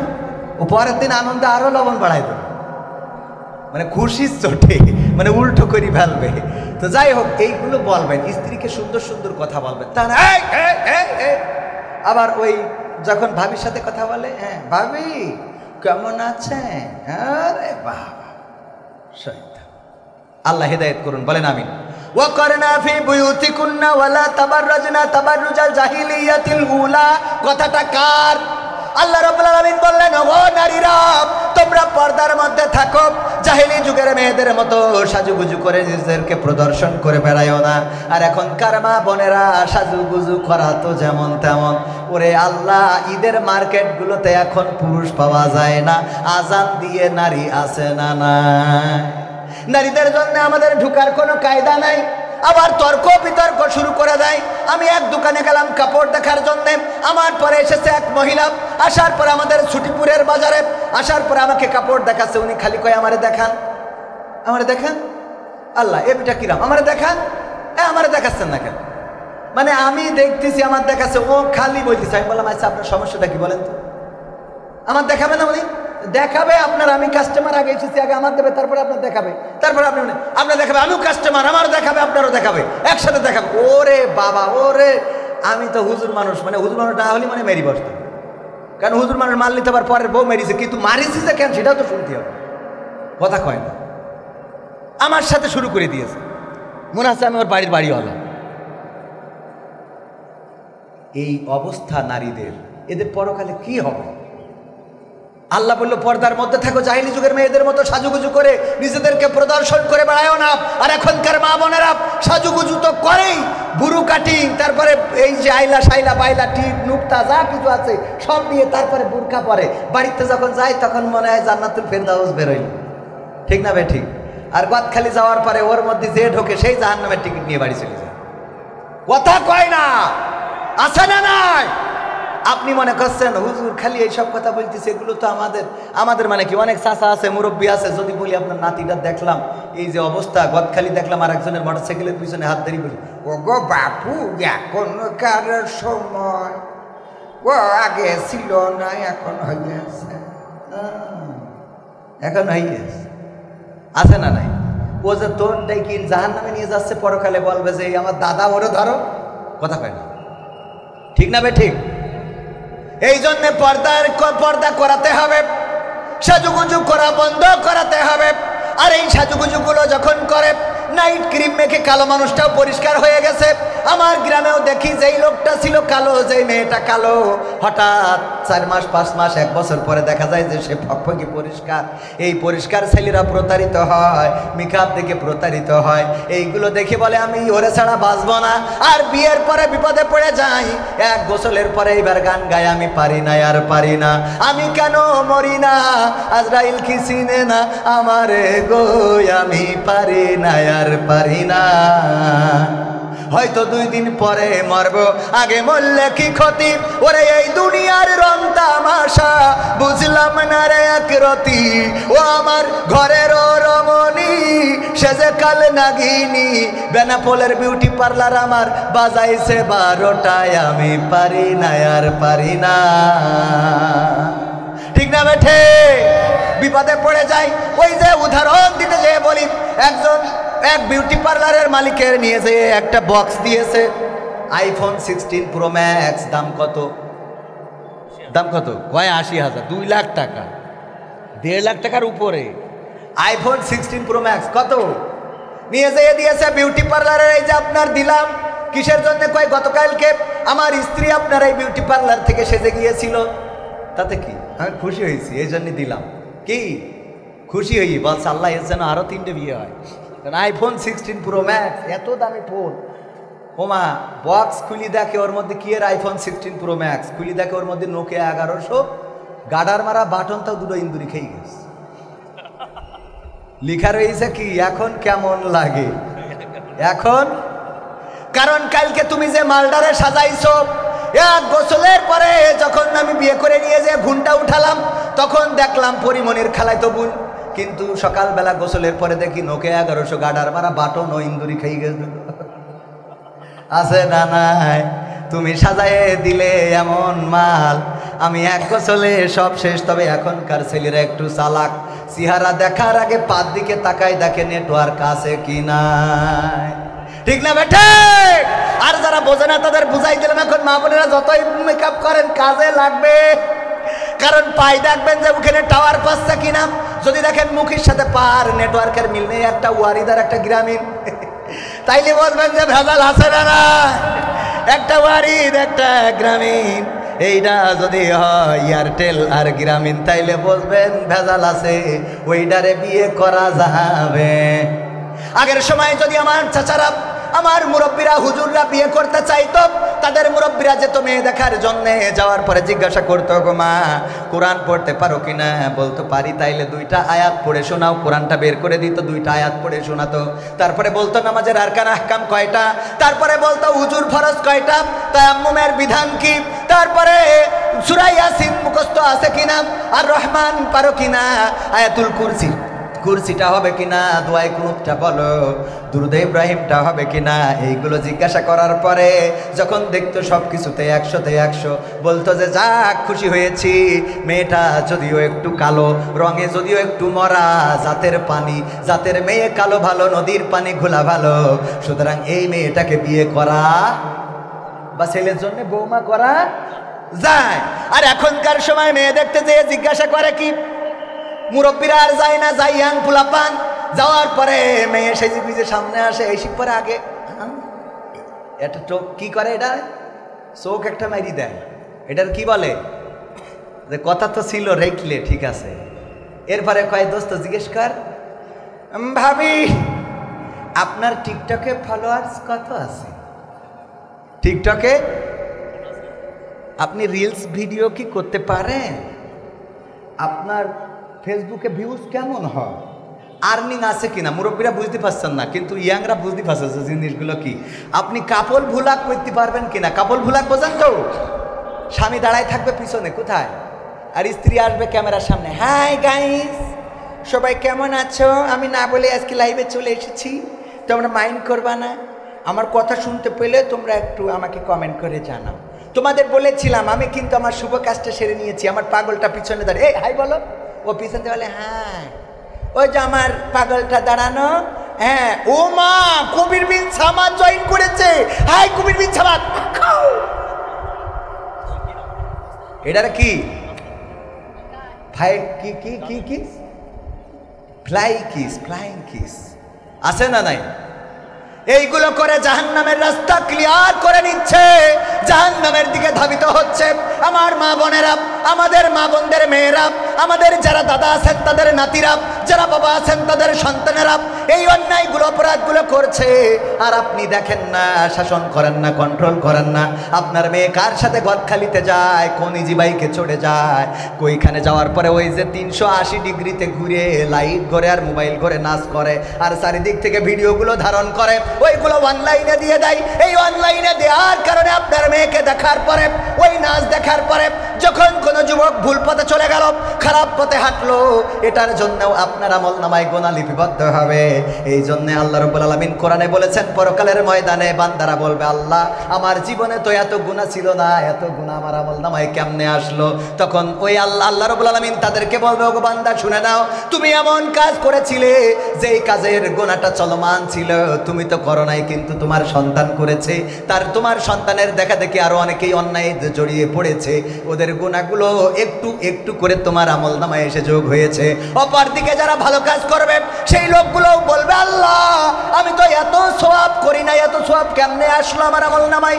আমার জীবনে তো হজ নাই, আমার জীবনে তো হাফেজে কোরআন আমি ছিলাম না, আমি এত কোরআন পড়ি নাই, কোরআন তো পড়তেই পারি নাই, কি করে আমার আমল নামায় এত সওয়াব? আল্লাহ রাব্বুল আলামিন বলবেন তুমি যে মাদ্রাসা গোগা ইউনিয়ন দারুস সালাম হাফেজিয়া নুরানিয়া ও কওমিয়া মাদ্রাসার যে মাহফিল হয়েছিল, ওই মাহফিলের মাধ্যমে টাকা দান করেছিলে, কোরআনের হাফেজদের জন্য পাগড়ি কিনে দিয়েছিলে, তাদের টুপি কিনে দিয়েছিলে, তাদের বোর্ডিংয়ের ব্যবস্থা করেছিলে, লজিংয়ের ব্যবস্থা করেছিলে, টিফিন বাক্সে করে খাবার দিয়েছিলে। ওরা যখন কোরআনের হাফেজ হয়েছে, ওই কোরআনের হাফেজ হওয়ার কারণে তোমার আমল নামায় হাফেজে কোরআনের সওয়াবটা আমি আল্লাহ লিখে দিয়েছি। বলেন সুবহানাল্লাহ। তাইলে আমরা কোন কাজটা করব? ওই 380 ডিগ্রিতে নাচবো নাকি কোরআনের মাদ্রাসার সাথে সম্পর্ক রাখবো? মাদ্রাসার সাথে যদি সম্পর্ক রাখতে পারেন, কোরআন পড়বে আমার কোরআনের হাফেজেরা, হাদিস পড়বে আমার কোরআনের হাফেজেরা, আর আপনি ঘরে বসে বসে সওয়াব পাবেন। এমনকি এই মাদ্রাসা কিয়ামত পর্যন্ত জারি যদি থাকে, কিয়ামত পর্যন্ত সাদকায়ে জারিয়া হিসাবে আপনার আমল নামায় সওয়াব পৌঁছাতে থাকবে। বলেন সুবহানাল্লাহ। এই জন্য কোরআনের সাথে সম্পর্ক রাখার দরকার আছে না নাই? কোরআনের সাথে সম্পর্ক রাখবো। কোরআন আছে যেখানে আমরা আছি, কোরআনের সাথে যারা করবে দ্বন্দ্ব তাদের সাথে কবু হবে না আপোষ হবে। যদি বলে কোরআনে রাজনীতি নেই, যারা বলবে ওরা যদি আমাদের দলের লোক হয় মানা যাবে। যদি জামাতরা বলে কোরআনে রাজনীতি নেই, মানবো না? মানবো না। বিএনপি বললেও মানবো না, আওয়ামী লীগ বললেও মানবো না। কোরআনের সাথে রাজনীতির সম্পর্ক আছে না নাই? কোরআনের সাথে যারা করবে দ্বন্দ্ব তাদের সাথে কবু হবে না আপোষ। কোরআনের সাথে যারা করবে দ্বন্দ্ব তাদের সাথে কবু হবে না আপোষ। জেল জুলুম হলেও হবে, জেল জুলুম হলেও হবে, বিবেকের কাছে তবু রব নির্দোষ। আমার রবের কাছে রব নির্দোষ, মহান প্রভুর কাছে রব নির্দোষ। কোরআনের সাথে যারা করবে দ্বন্দ্ব তাদের সাথে কবু হবে না। কোরআনের কথা যারা বলে যায় আজ, তাদের দমাতে কত ফন্দি। কাউকে ধরে নিয়ে দিয়েছে ফাঁসি, কাউকে রেখেছিল বন্দি। ঠিক না বেঠে? কোরআনের কথা যারা বলে যায় আজ, তাদের দমাতে কত ফন্দি। কাউকে ধরে নিয়ে দিয়েছে ফাঁসি, কাউকে রেখেছিল বন্দি। হক কথা বললে জ্বলে যায় গা, কোরআনের কথা সইতে পারে না। হক কথা বললে জ্বলে যায় গা, কোরআনের কথা সইতে পারে না। জানি না তাদের আমাদের পরে কেন এত আক্রোশ। ঠিক না বেঠে? তাকবীর, নারায়ে তাকবীর। আল কোরআনের আলো, আল কোরআনের আলো, নারায়ে তাকবীর। কোরআনের সাথে যারা করবে দ্বন্দ্ব তাদের সাথে কবু হবে না। কোরআনের কথায় আজ বলতে গেলে আসছে বাধা কত ভাবে। কোরআন প্রেমিকেরা হাতে রেখে হাত সামলে এগিয়ে যাবে। ঠিক না বেঠে? কোরআনের কথায় আজ বলতে গেলে আসছে বাধা কত ভাবে। কোরআন প্রেমিকেরা হাতে রেখে হাত সামনে এগিয়ে যাবে। হক কথা বলতে করি না কো ভয়, জীবনের বিনিময়ে আনবো বিজয়। হক কথা বলতে করি না কো ভয়, জীবনের বিনিময়ে আনবো বিজয়। বুকে আছে শক্তি, অন্তরে আছে সাহস। আছে না নাই? জেল জুলুম হলেও হবে, জেল জুলুম হলেও হবে, বিবেকের কাছে তো রব নির্দোষ। আমার রবের কাছে রব নির্দোষ, মহান প্রভুর কাছে রব নির্দোষ। কোরআনের সাথে যারা করবে দ্বন্দ্ব তাদের সাথে কবু হবে না। আপোষ করা যাবে?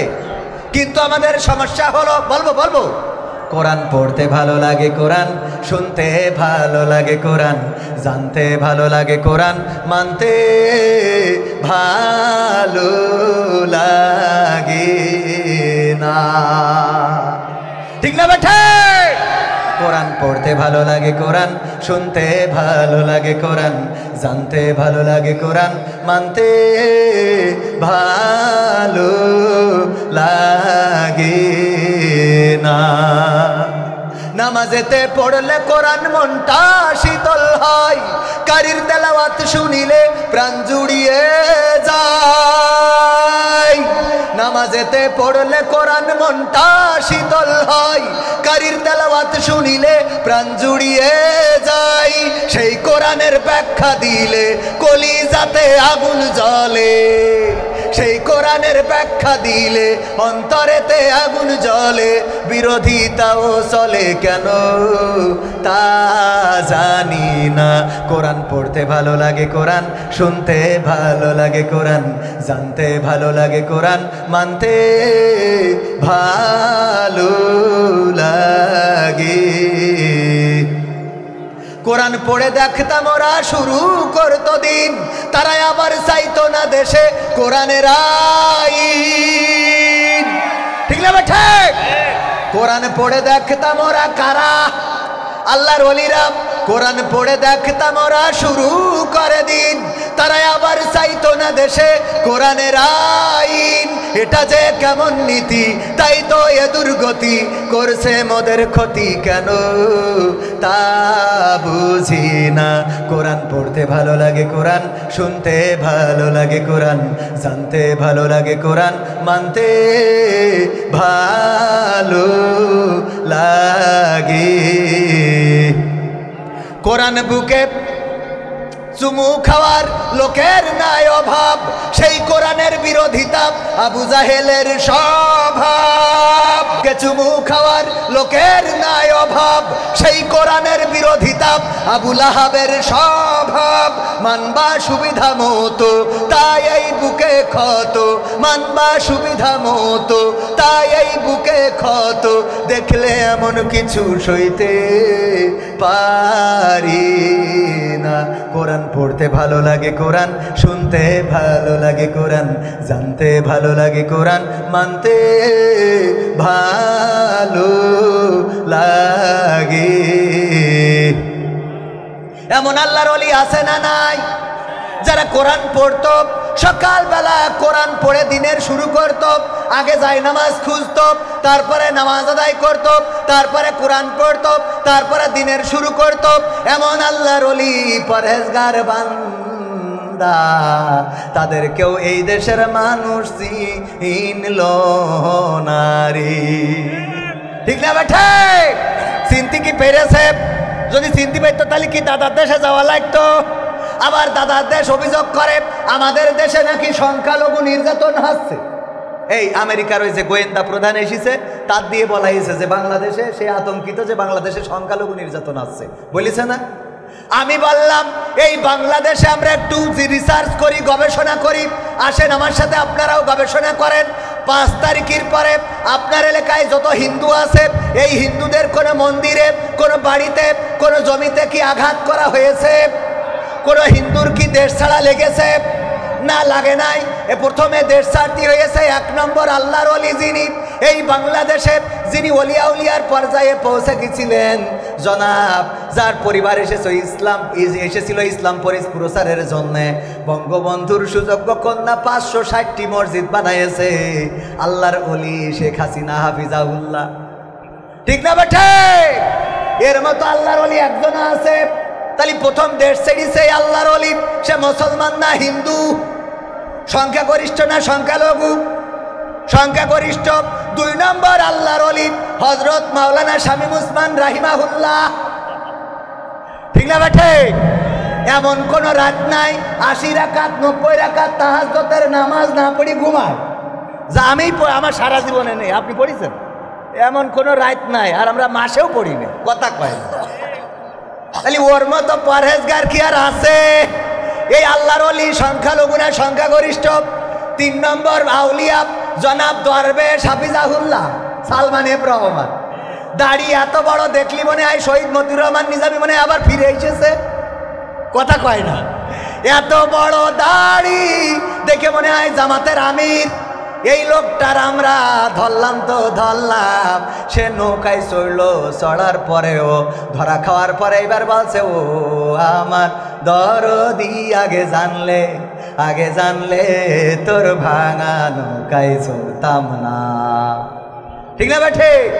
ভাঙা নৌকায় চড়তাম না, আর এই বিপদে পড়তাম না।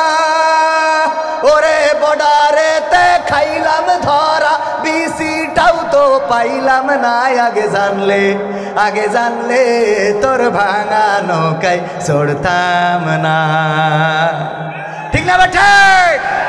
এই দরবেশে সালমান এফ রহমান দরবেশ বাবা, সে আল্লাহর ওলি, তারও আমরা দেশ ছাড়া করার জন্য সে চলে যাচ্ছিল, ধরে তার রিমান্ডে নিলাম, নির্যাতন করলাম। সে সংখ্যালঘু না সংখ্যাগরিষ্ঠ? কথা কয় না, সংখ্যাগরিষ্ঠ।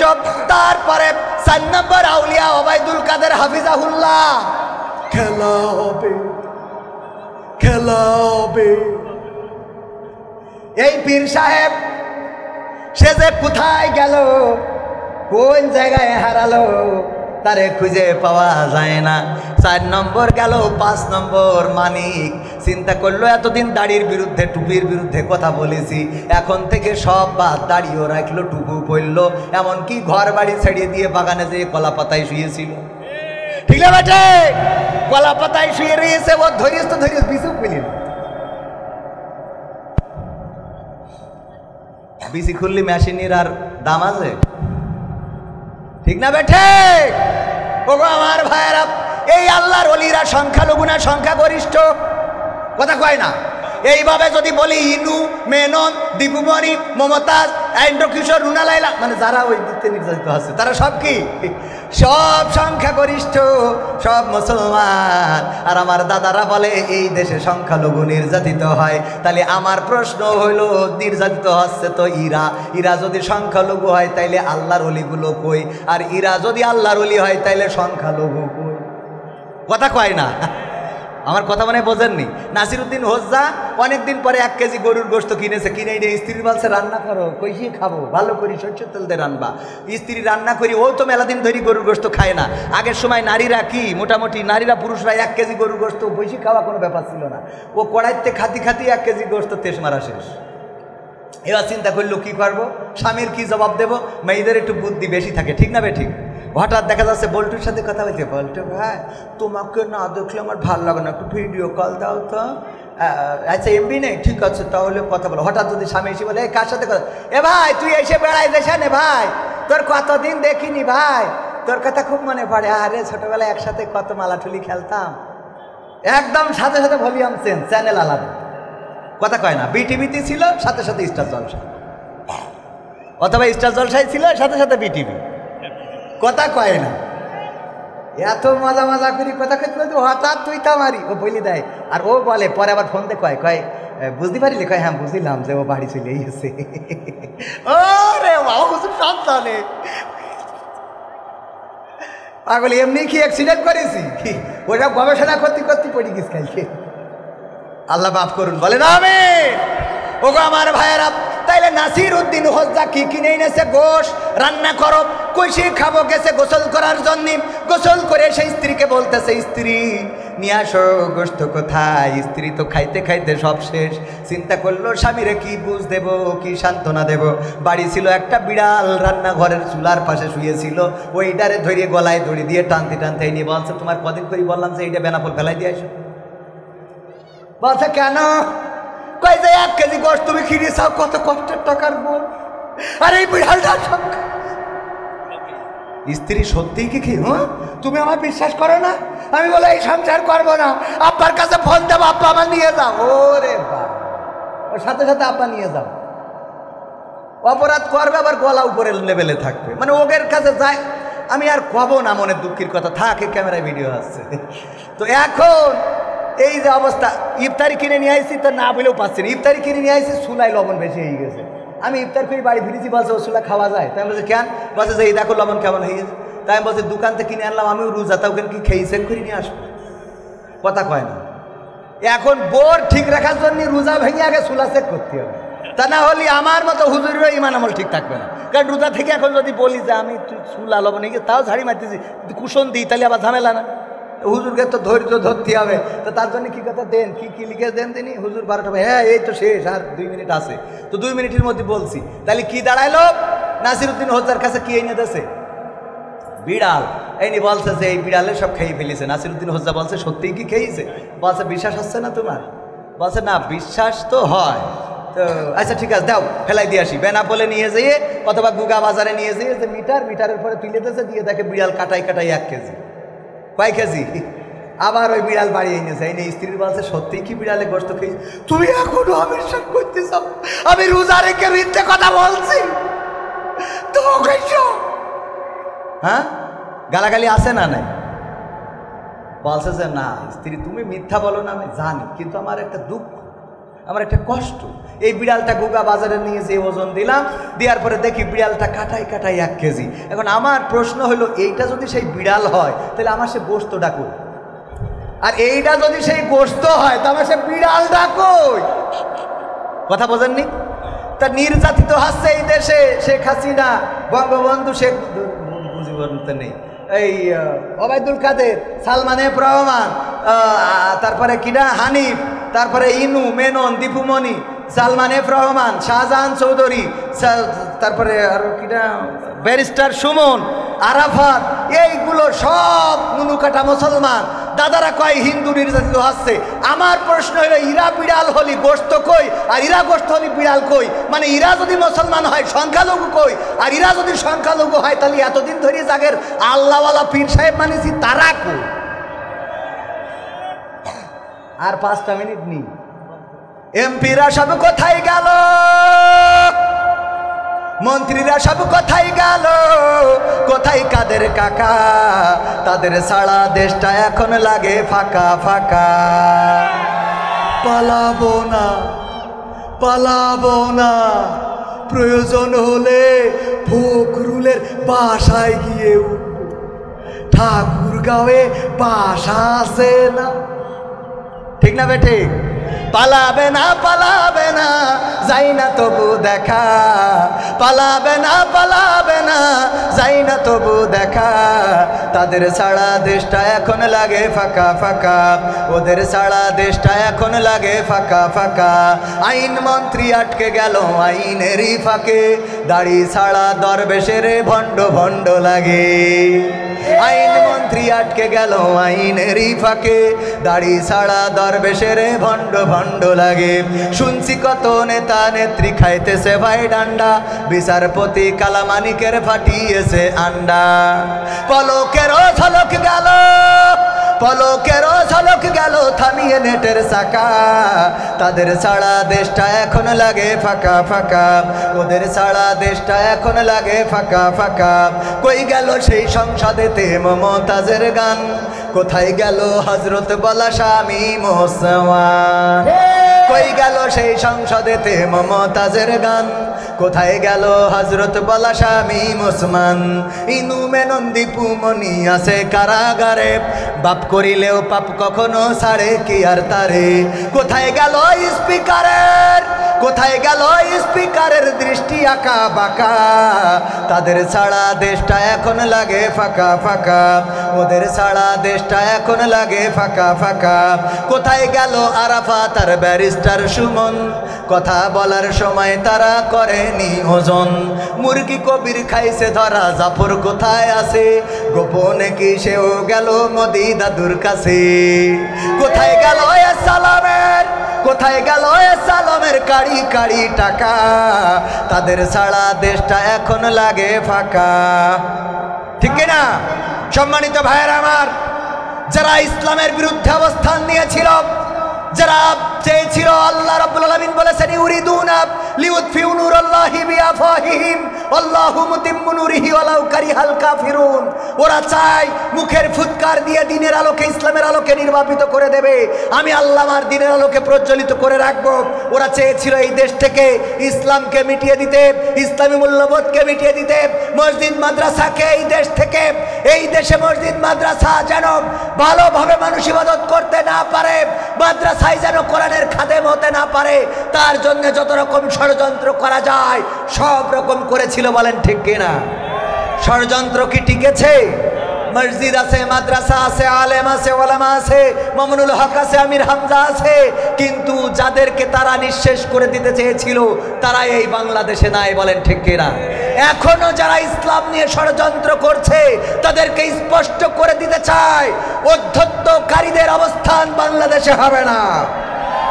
এই বাংলাদেশ রক্ত দিয়ে এনেছি, জীবন দিয়ে এনেছি, রক্ত দিয়ে এই দেশের স্বাধীনতা সার্বভৌমত্ব রাখবো। যারা মনে করে এই দেশের স্বাধীনতাকে বিপন্ন করবে, আল্লাহর কসম করে বলি তাদের স্বপ্ন পূরণ হবে না। এখন বাংলাদেশের মানুষ সিদ্ধান্ত নিয়েছে, সব দল দেখা শেষ, দাড়ি টুপির বাংলাদেশ।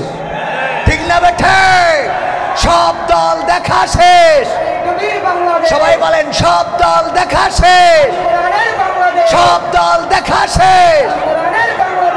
এই কথা বললে যদি কেউ মনে করেন জামাতের কথা বলেছি, চরমনের কথা বলেছি, না, আমি বলবো যারা এই কোরআনের পক্ষে বলবে তারা যদি বিএনপির হয় আমরা তাদের লোক, তারা যদি আওয়ামী লীগের হয় আমরা তাদের লোক, তারা জাসদের বাসদের যদি হয় কোরআনের পক্ষে থাকলে আমরা তাদের লোক।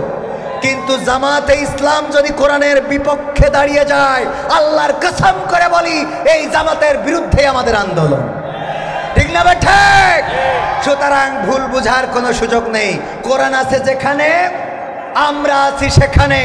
আমরা আমাদের সব দেখেছি ইতিপূর্বে এই দেশে ইসলামের জন্য, দেশের জন্য, কোরআনের জন্য রক্ত দিয়েছে মুসলমানেরা, মাদ্রাসার ছাত্ররা, আলেম ওলামারা, মসজিদের ইমামেরা, খতিবেরা, ইসলামী আন্দোলনের নেতা কর্মীরা।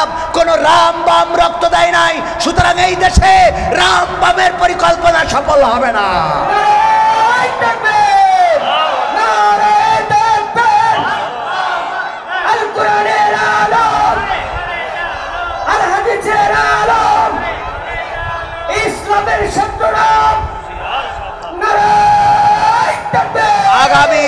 আগামীর দিন আসছে বড় ক্রিটিক্যাল দিন। ষড়যন্ত্র চলছে, ছিনতাই লীগ, ডাকাত লীগ, ধর্ষণ লীগ, শ্রমিক লীগ, রিক্সাওয়ালা লীগ, আনসার লীগ, এক একটা নামে যে দাঁড়াচ্ছে রাজপথে। ইবতেদায়ীর শিক্ষক বহু বছর ধরে চাকরি করে, প্রতিষ্ঠানের নাম জানেন, দেখেছেন কিনা? সুতরাং ষড়যন্ত্রকে যদি মোকাবেলা করতে হয় তাহলে অবশ্যই সোচ্চার থাকতে হবে। যদি আইন প্রশাসনের লোক সুনির্দিষ্ট কোনো পদক্ষেপ গ্রহণ না করে, জনগণ লাঠির মাথায় আইন তুলে নিতে হবে। ডাকাত কয়টা পায়ে দড়ি ভেঙে বেঁধে উল্টা টানানোতে ডাকাত কমেছে না কমে নাই? ধর্ষণকারী পাবেন, উল্টা টানাবেন, পৃথিবী থেকে বিদায় করে দেবেন। আইনের কাজ যদি আইন না করে জনগণ করে দেবে। ঠিক না ঠিক? আইনের কাজ আইন না করলে জনগণ করে দেবে। স্পষ্ট করে বলে দিতে চায়, আগামীর দিনে বাংলাদেশে ষড়যন্ত্র করে পার পাওয়া যাবে না। 1400 ছাত্র, 14,000, 15,000 ছাত্র যদি জীবন দিতে পারে তাহলে বাংলাদেশের লাখো মুসলিমও জীবন দিতে। সুতরাং দিনের ডাক যদি আসে, কোরআনের ডাক যদি আসে, আল্লাহর পথে জান মাল দিয়ে যদি সংগ্রাম করতে বলে, রাজপথে যদি নামতে বলে, বুকের রক্ত যদি ঢালতে হয়, সেই রক্তের সাগরে সাঁতার কেটে কেটে একটি রক্তাক্ত বিপ্লবী কালেমার পতাকা, কোরআনের পতাকা বাংলার জমিনে উড়াতে রাজি কারা কারা দেখতে চায়?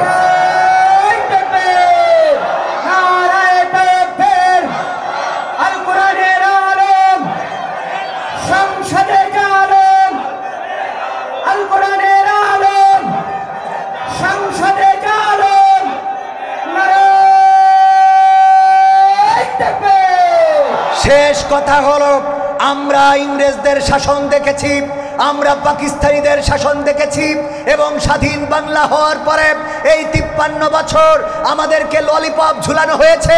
কেউ বলেছে নতুন বাংলাদেশ গড়া হবে, কেউ বলেছে সোনার বাংলাদেশ গড়া হবে, কেউ বলেছে সবুজ বাংলাদেশ গড়া হবে, কেউ বলেছে স্মার্ট বাংলাদেশ গড়া হবে, কেউ বলেছে ডিজিটাল বাংলাদেশ গড়া হবে। আর স্মার্ট বাংলাদেশ গড়তে যেয়ে স্টেজ পর্যন্ত ভেঙে ফেলেছে। বলেন ঠিক কিনা?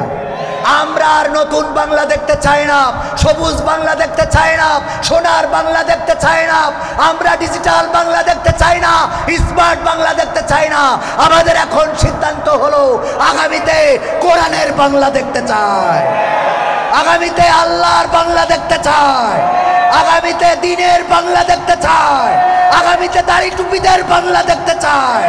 আমরা স্বাধীন বাংলা, সোনার বাংলা, রূপালী বাংলাতে শান্তি পাই নাই, কোরআনের বাংলা দিয়ে দেখবো শান্তি আসে কি আসে না।